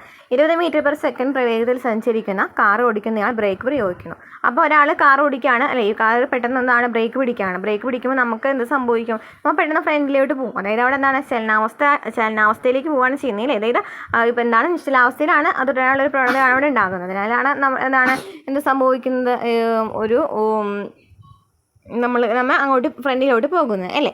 അപ്പോൾ ഇവിടെ എന്താണ് ചലനജഡത്വമാണ് ഉണ്ടാകുന്നത്. നമ്മൾ പറഞ്ഞു ചലനമാണ് അവിടെ ചലിക്കുന്നുണ്ടെങ്കിൽ അല്ലേ, നമ്മൾ പെട്ടെന്ന് അങ്ങോട്ടേക്ക് ഫ്രണ്ടിലേക്ക് പോകുന്നുണ്ടല്ലേ, അപ്പോൾ അവിടെ ചലിക്കുകയാണ് അല്ലെങ്കിൽ നിശ്ചലാവസ്ഥയുള്ളത് ചലിക്കുകയാണ്, ചലനാവസ്ഥയുള്ളത് നിശ്ചലാവസ്ഥയിലാണെന്നുണ്ടെങ്കിലൊക്കെ അവിടെ എന്താണ് ഒരു അസന്തുലിത ബാഹ്യബലം ഉണ്ടാകണം അല്ലേ, അവിടെ എന്താണ് അസന്തുലിത ബലം ഉണ്ടായി അല്ലേ. ഇനി ഒരു പുസ്തകം കയ്യിൽ താങ്ങി നിർത്തിയിരിക്കുന്നു. അപ്പോൾ താങ്ങി നിർത്തുകയാണെങ്കിൽ അവിടെ ചലനാവസ്ഥയിൽ എന്തെങ്കിലും വ്യത്യാസമുണ്ടോ, അല്ലെങ്കിൽ അതിൻ്റെ ആ ഒരു അവസ്ഥയ്ക്ക് എന്തെങ്കിലും ചേഞ്ച് ഉണ്ടായിട്ടുണ്ടോ, ഇല്ല. അപ്പോൾ നമ്മൾ പറഞ്ഞു അങ്ങനെ ചേഞ്ച് ഉണ്ടായിട്ടില്ല എന്നുണ്ടെങ്കിൽ അതെന്താണ് സന്തുലിത ബലമായിരിക്കും അല്ലേ. അസന്തുലിത ബലമാണെന്നുണ്ടെങ്കിൽ എന്താണ് അത് ചലിക്കണം അല്ലേ, അസന്തുലിത ബലമാണെന്നുണ്ടെങ്കിൽ അത് ചലിക്കണം, അവിടെ ചലിക്കുന്നുണ്ടോ ഇല്ല, അപ്പോൾ നമുക്ക് എന്താണെന്ന് പറയാം സന്തുലിത ബലമാണെന്ന് പറയാം. ഇനി കൃത്രിമ ഉപഗ്രഹം സമവേഗത്തിൽ സഞ്ചരിക്കുന്നു. സമവേഗത്തിൽ സഞ്ചരിക്കുന്നു എന്ന് പറയുമ്പോൾ അവിടെ ചലിക്കുന്നുണ്ട് അല്ലേ, ചലിക്കുന്നുണ്ടെങ്കിൽ എന്തായിരിക്കും അസന്തുലിത ബലമായിരിക്കും. ക്ലിയർ ആണല്ലോ. ഇനി നെക്സ്റ്റ് ക്വസ്റ്റ്യൻ നോക്കിയേ. ഒരു വസ്തുവിൽ 200 ന്യൂട്ടൺ ബലം ഒരു ദിശയിലും 250 ന്യൂട്ടൺ ബലം എതിർ ദിശയിലും നൽകിയാൽ പരിണിത ബലം എന്തായിരിക്കും? വസ്തു ചലിക്കുമെങ്കിൽ അത് ഏത് ദിശയിലായിരിക്കും? എന്തായിരിക്കും പരിണിത ബലം? എങ്ങനെയാണ് കണ്ടുപിടിക്കണമെന്ന് രണ്ടും കൂടെ കൂട്ടിയാൽ മതി. പക്ഷെ ഇവിടെ നമുക്ക് മനസ്സിലാക്കേണ്ടത് എന്താണ്, ഏത് ഭാഗമാണ്. ഇപ്പോൾ ഞാൻ ഒരു ഭാഗത്തേക്ക് പോസിറ്റീവ് എടുക്കുകയാണെങ്കിൽ ഒരു ഭാഗത്ത് എന്തായിരിക്കണം മൈനസ് എടുക്കണം. അപ്പോൾ ഞാൻ ഇവിടെ 200 എന്നുള്ളത് ഞാൻ പോസിറ്റീവ് എടുത്തു എന്ന് വിചാരിക്കൂ. അങ്ങനെയാണെന്നുണ്ടെങ്കിൽ -250 എന്ന് കൊടുത്തു. ഇത് രണ്ടും കൂടെ കൂട്ടുമ്പോൾ നമുക്ക് എത്ര കിട്ടി, വലുതിൽ നിന്ന് ചെറുത് കുറയ്ക്കുമ്പോൾ വലുതിൽ നിന്ന് ചെറുത് കുറച്ചിട്ട് വലുതിൻ്റെ ചിഹ്നം ഇട്ടാൽ മതി അല്ലേ. അപ്പോൾ എത്ര കിട്ടി, -50 എന്നുള്ളത് കിട്ടി. മനസ്സിലായല്ലോ. നേരത്തെ ഞാൻ പറഞ്ഞ കാര്യം തന്നെ ഒരു പ്രോബ്ലം ആയിട്ട് ഇവിടെ തന്നു മാത്രം. പരിണിത ബലം എന്ന് വെച്ചാൽ എന്താണ്, ആകെ ബലമാണ്. ഇവിടെ നമുക്ക് മനസ്സിലാക്കേണ്ട കാര്യം നമ്മൾ ഓരോ ദിശയ്ക്ക് എന്താണ് പോസിറ്റീവ് സൈൻ മൈനസ് സൈൻ ഇട്ട് കൊടുക്കാനായിട്ട് വരും. ഞാനിപ്പോൾ F1 200 കൊടുത്തിട്ടുണ്ട്. അതെന്ന് പറയുന്നത് ഞാൻ എന്താ കൊടുത്തിട്ടുള്ളത്, പോസിറ്റീവ് ആണ് അല്ലേ കൊടുത്തത്, പോസിറ്റീവ് 200 എന്നാണ്, അതായത് +200 എന്നാണ് കൊടുത്തത്. ഇനി F2 എന്ന് പറയുന്നത് ഞാൻ കൊടുത്തത് -250 എന്നാണ് കൊടുത്തിട്ടുണ്ടായിരുന്നത്. ഇത് രണ്ടും കൂടെ കൂട്ടുമ്പോൾ നമുക്ക് -50 എന്ന് വന്നു. അപ്പോൾ ഈ -50 എന്ന് തന്നിട്ടുണ്ട്, കിട്ടിയിട്ടുണ്ട്. എങ്കിൽ വസ്തു ചലിക്കുന്ന ഏത് ദിശയിലേക്കാണ്? ഞാൻ എടുത്തിട്ടുള്ളത് F2 ആണ്, മൈനസിലെ മൈനസാണ് നമുക്ക് ആൻസർ കിട്ടിയിരിക്കുന്നത്.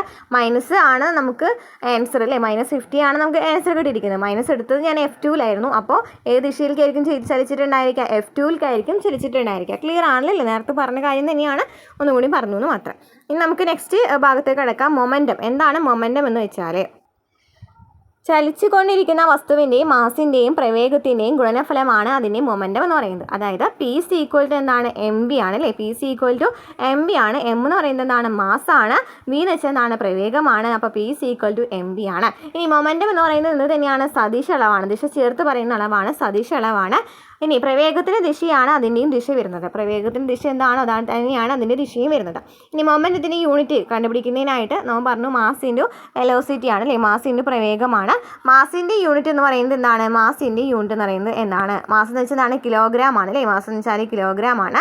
അപ്പോൾ കിലോഗ്രാം ഇൻറ്റു എന്ത് ചെയ്താൽ മതി, പ്രവേഗം എന്ന് പറയുന്നത് എന്താണ്, m/s² ആണ്. അതായത് കിലോഗ്രാം m/s² ആണ് ഇതിൻ്റെ യൂണിറ്റ് എന്ന് പറയുന്നത്, മൊമെൻറ്റത്തിൻ്റെ യൂണിറ്റ് എന്ന് പറയുന്നത്. നമ്മുടെ ഇക്വേഷൻ ഇട്ട് കൊടുക്കുക. ആ ഇക്വേഷനിൽ അതിൻ്റെ നമുക്ക് ചെറിയ കാര്യങ്ങളൊക്കെ നമുക്കറിയാവുന്നതാണ്. മൊമെൻ്റ് എന്ന് പറയുമ്പോൾ കുറച്ച് വലിയ ഒരു ഇതായില്ലേ.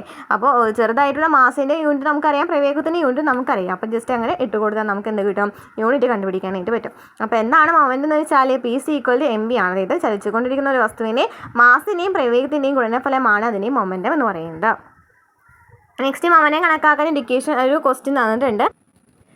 200 കിലോഗ്രാം മാസമുള്ള ഒരു വസ്തു 16 മീറ്റർ/സെക്കൻഡ് പ്രവേഗത്തിൽ ചലിക്കുന്നു. ഈ വസ്തുവിൻ്റെ മൊമെൻറ്റം കണക്കാക്കുക. അപ്പോൾ മൊമെൻറ്റം കാണുന്നതിനുള്ള ഇക്വേഷൻ എന്താണ്? P is equal to m v ആണ് അല്ലേ? P is equal to m v ആണ്. നമുക്ക് മാസ് 200 തന്നിട്ടുണ്ട്. 200 ഇൻറ്റു വെലോസിറ്റി എത്രയാണ്? 16 ആണ്. അപ്പോൾ 16 ഇൻറ്റു 2 എത്ര കിട്ടി? 32 അല്ലേ? 3200 നമുക്ക് അവിടുത്തെ മൊമെൻറ്റം കണക്കാക്കാനായിട്ട് പറ്റുക അല്ലേ? 3200 kilogram metre per second square ആണെന്ന് മനസ്സിലായി. ക്ലിയർ ആണല്ലോ അല്ലേ? ജസ്റ്റ് നമ്മുടെ ആ ഇക്വേഷനിൽ ഇട്ട് കൊടുത്താൽ മതി. ഇനി ഇവിടെ നമുക്ക് അടുത്ത ക്വസ്റ്റ്യൻ നോക്കുകയാണെങ്കിൽ ഒരു വസ്തുവിൻ്റെ മൊമെൻറ്റം നമുക്ക് 200 കിലോഗ്രാം മീറ്റർ പെർ സെക്കൻഡ് ഒരു വസ്തുവിൻ്റെ മൊമെൻറ്റം 200 കിലോഗ്രാം മീറ്റർ പെർ സെക്കൻഡാണ് തന്നിട്ടുണ്ട്. ആ വസ്തുവിൻ്റെ പ്രവേഗം 20 മീറ്റർ പെർ സെക്കൻഡ് ആണെങ്കിൽ വസ്തുവിൻ്റെ മാസ് എത്ര? ഇവിടെ മൊമെൻറ്റം എന്ന് പറയുന്നത് എത്രയാണ്? പി എന്ന് പറയുന്നത് നമുക്ക് 200 കിട്ടിയിട്ടുണ്ട്. ഇനി പ്രവേഗം എന്ന് പറയുന്നത് 20 തന്നിട്ടുണ്ട്. മാസാണ് കണ്ടുപിടിക്കേണ്ടത്. അപ്പോൾ എന്ത് കണ്ടുപിടിച്ചാൽ മതി? P equal to m v ആണെങ്കിൽ എം കണ്ടുപിടിക്കുന്നതിനായിട്ട് പി ബൈ വി എന്ന് ചെയ്താൽ മതി അല്ലേ? 200/20 ചെയ്താൽ നമുക്ക് എത്ര കിട്ടി? 200/20 ചെയ്താൽ നമുക്ക് എത്ര കിട്ടി? 10 എന്ന് കിട്ടി. ക്ലിയർ ആണല്ലോ? അതായത് നമ്മുടെ ഇക്വേഷൻ ഉണ്ടല്ലോ, p equal to m v ആണ് നമ്മുടെ ഇക്വേഷൻ എന്ന് പറയുന്നത്. ഇവിടെ നമുക്ക് എം കണ്ടുപിടിക്കണമെങ്കിൽ എം ഈസ് ഈക്വൽ എന്ത് ചെയ്താൽ മതി? പി ബൈ വി എന്ന് ചെയ്താൽ മതി അല്ലേ? പി എന്ന് വെച്ചാൽ എന്താണ്? പി എന്ന് വെച്ചാൽ എത്രയാണ് വരുന്നത്? 200 തന്നിട്ടുണ്ട്. വസ്തുവിൻ്റെ പ്രവേഗം 20 തന്നിട്ടുണ്ട്. അപ്പോൾ 200/20 ചെയ്താൽ നമുക്ക് 10 എന്ന് കിട്ടിയില്ലേ? ഈ 10 അവിടുത്തെ ആൻസർ വരുന്നത്.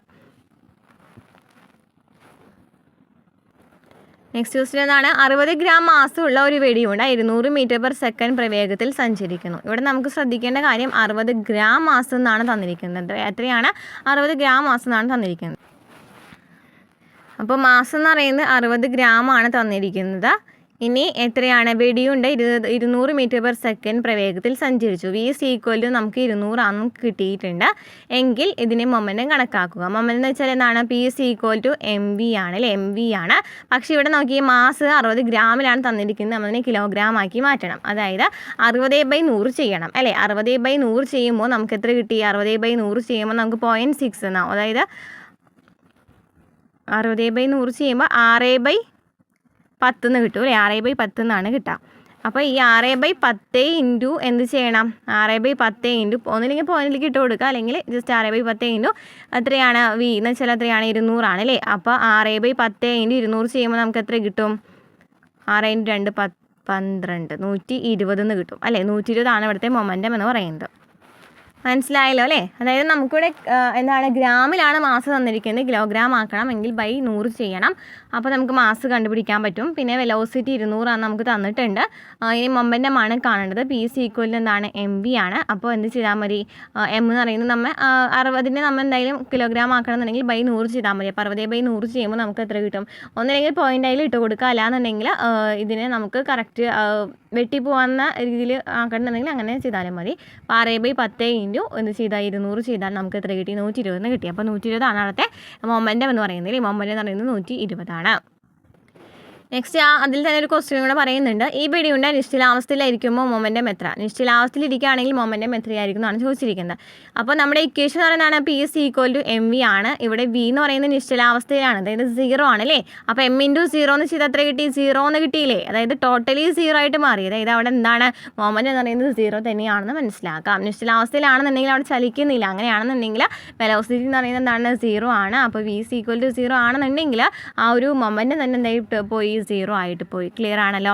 ഇനി മൊമെൻറ്റ് വ്യത്യാസ നിരക്ക്. മൊമെൻറ്റ് വ്യത്യാസ നിരക്ക് എന്ന് വെച്ചാൽ മൊമെൻറ്റ് വ്യത്യാസം ബൈ സമയം ചെയ്താൽ മതി. നമുക്ക് 2 മൊമെൻറ്റ് കിട്ടിയിട്ടുണ്ടെങ്കിൽ അതിൻ്റെ വ്യത്യാസം ചെയ്തിട്ട് ബൈ സമയം ചെയ്യുകയാണെങ്കിൽ മൊമെൻറ്റ് വ്യത്യാസ നിരക്ക് കാണാനായിട്ട് പറ്റും. അതായത് നമുക്കിവിടെ ക്വസ്റ്റ്യൻ തന്നിട്ടുണ്ട്. 20 കിലോഗ്രാം മാസമുള്ള നിശ്ചലാവസ്ഥയിലുള്ള ഒരു വസ്തുവിൽ 5 സെക്കൻഡ് ആ സമയത്തേക്ക് ബലം പ്രയോഗിച്ചപ്പോൾ ആ വസ്തുവിൻ്റെ പ്രവേഗം 30 മീറ്റർ പെർ സെക്കൻഡ് ആയിട്ട് മാറിയെങ്കിൽ മൊമെൻറ്റ് വ്യത്യാസം കണക്കാക്കുക. അപ്പോൾ ആദ്യം തന്നെ എന്ത് ചെയ്യണം?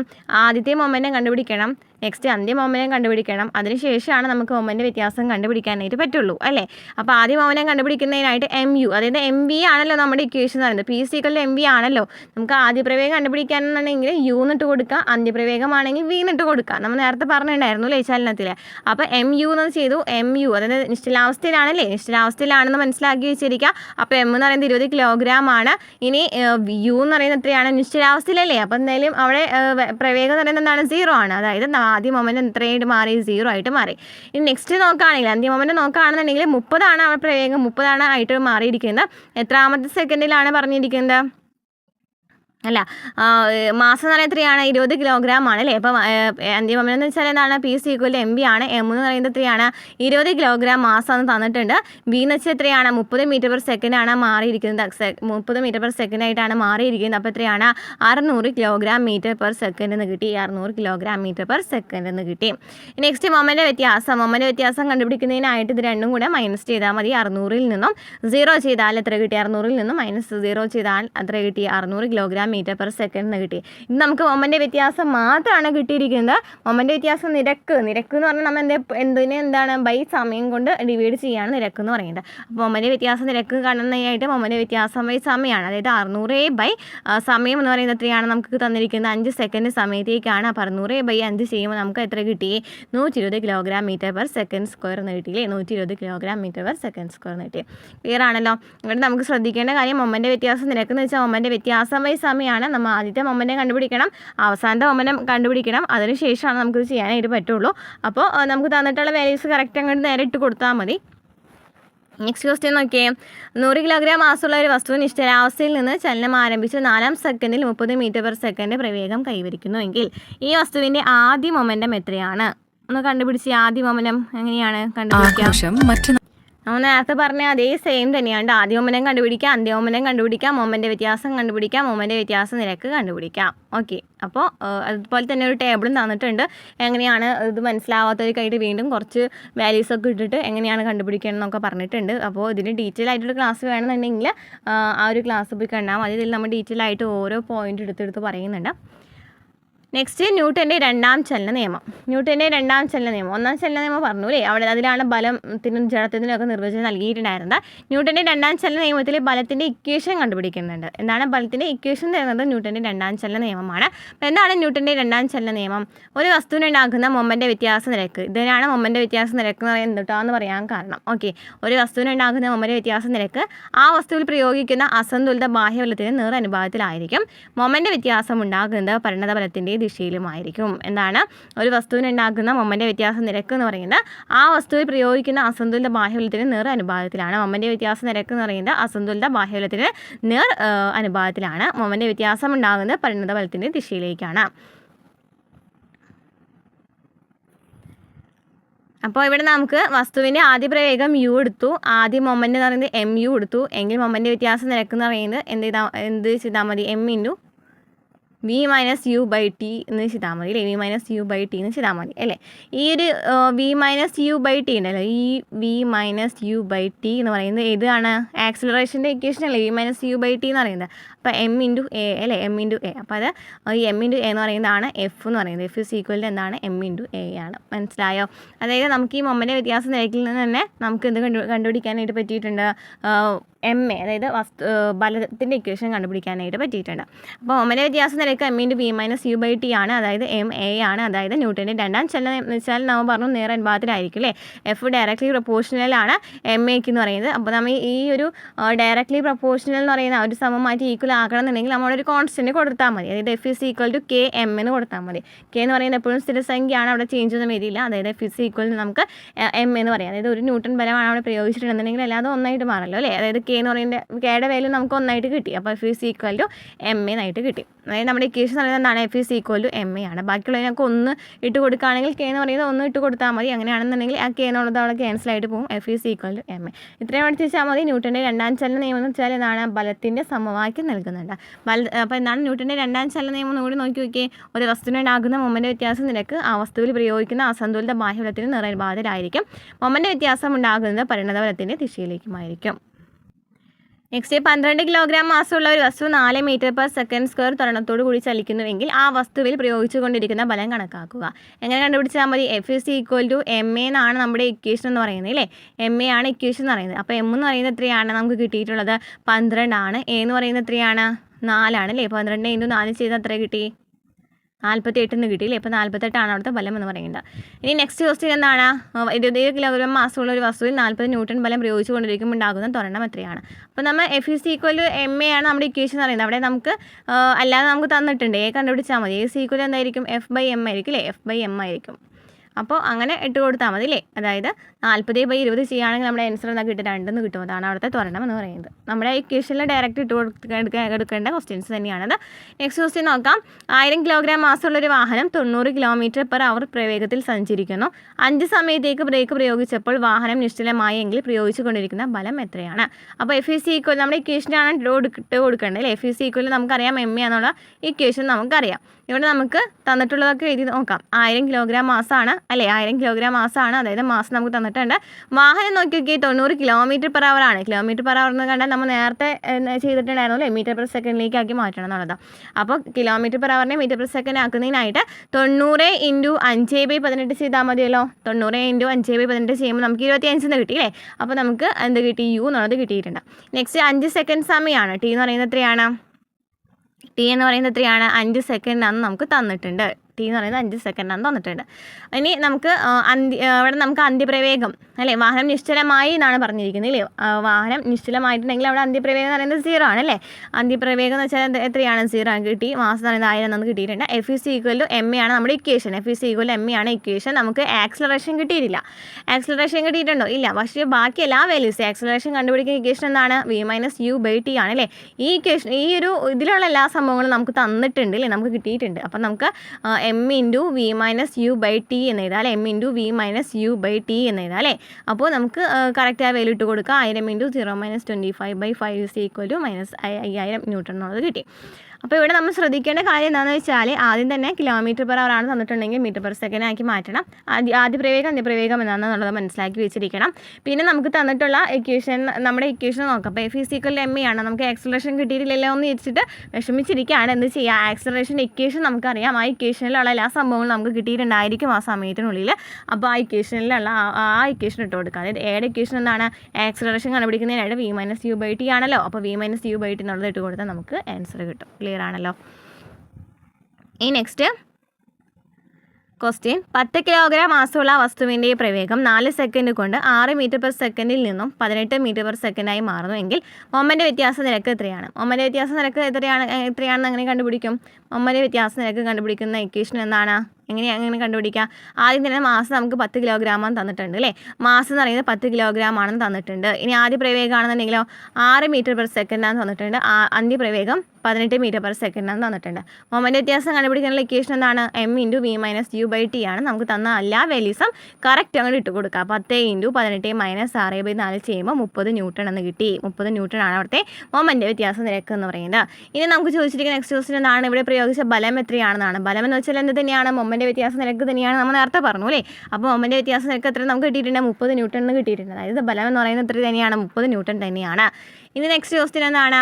ഈ വസ്തുവിൻ്റെ ത്വരണം എത്രയാണ്? ത്വരണം കണ്ടുപിടിക്കുന്നതിനായിട്ട് എന്ത് ചെയ്താൽ മതി? ത്വരണം കണ്ടുപിടിക്കുന്നതിനായിട്ട് F= m ആണ് നമ്മുടെ ഇക്വേഷൻ. നമുക്ക് എഫ് കിട്ടിയിട്ടുണ്ട് അല്ലേ. എഫും കിട്ടിയിട്ടുണ്ട്, മാസം നമുക്ക് തന്നിട്ടുണ്ട്. അപ്പോൾ കണ്ടുപിടിക്കുന്നതിനായിട്ട് F/m ചെയ്താൽ മതിയില്ലേ. F/m ആണ്. 30/10 ചെയ്യുമ്പോൾ 3 m/s² എന്ന് കിട്ടി. ഇനി നെക്സ്റ്റ് എന്താണ് ക്വസ്റ്റ്യൻ? 6 സെക്കൻഡ് സമയത്തേക്ക് ഈ ബലം പ്രയോഗിച്ചാൽ വസ്തുവിൻ്റെ പ്രവേഗം എത്രയാകും? അപ്പോൾ പ്രവേഗം കണ്ടുപിടിക്കണം അല്ലേ. വസ്തുവിൻ്റെ പ്രവേഗം കണ്ടുപിടിക്കുന്നതിനായിട്ട് നമ്മൾ എന്ത് ചെയ്താൽ മതി? നമുക്ക് തന്നിട്ടുള്ളതിൽ എന്തൊക്കെ ഉണ്ട്? u നമുക്ക് കിട്ടിയിട്ടുണ്ട്. അതുപോലെ തന്നെ എ എന്ന് പറയുന്നത് കിട്ടിയിട്ടുണ്ട് അല്ലേ. നമുക്ക് കിട്ടിയിട്ടുണ്ട്, 3 ആണെന്നുള്ളത് അറിയാം.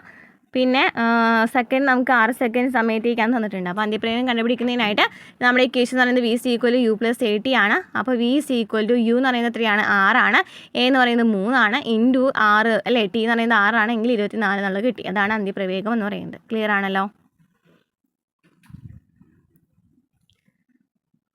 അപ്പോൾ ഇവിടെ മനസ്സിലാക്കേണ്ടത് മൊമെൻ്റ് വ്യത്യാസ നിരക്ക് തന്നെയാണ് ബലം എന്ന് പറയുന്നത്. പിന്നെ ബലം കണ്ടുപിടിക്കുന്നതിനായിട്ട് F= m ആണ് അല്ലേ. F= m ആണ്. പക്ഷേ മൊമെൻ്റ് വ്യത്യാസ നിരക്ക് നമ്മൾ കണ്ടുപിടിച്ചിട്ടുണ്ടെങ്കിൽ അത് തന്നെയായിരിക്കും ബലം എന്ന് പറയുന്നത്.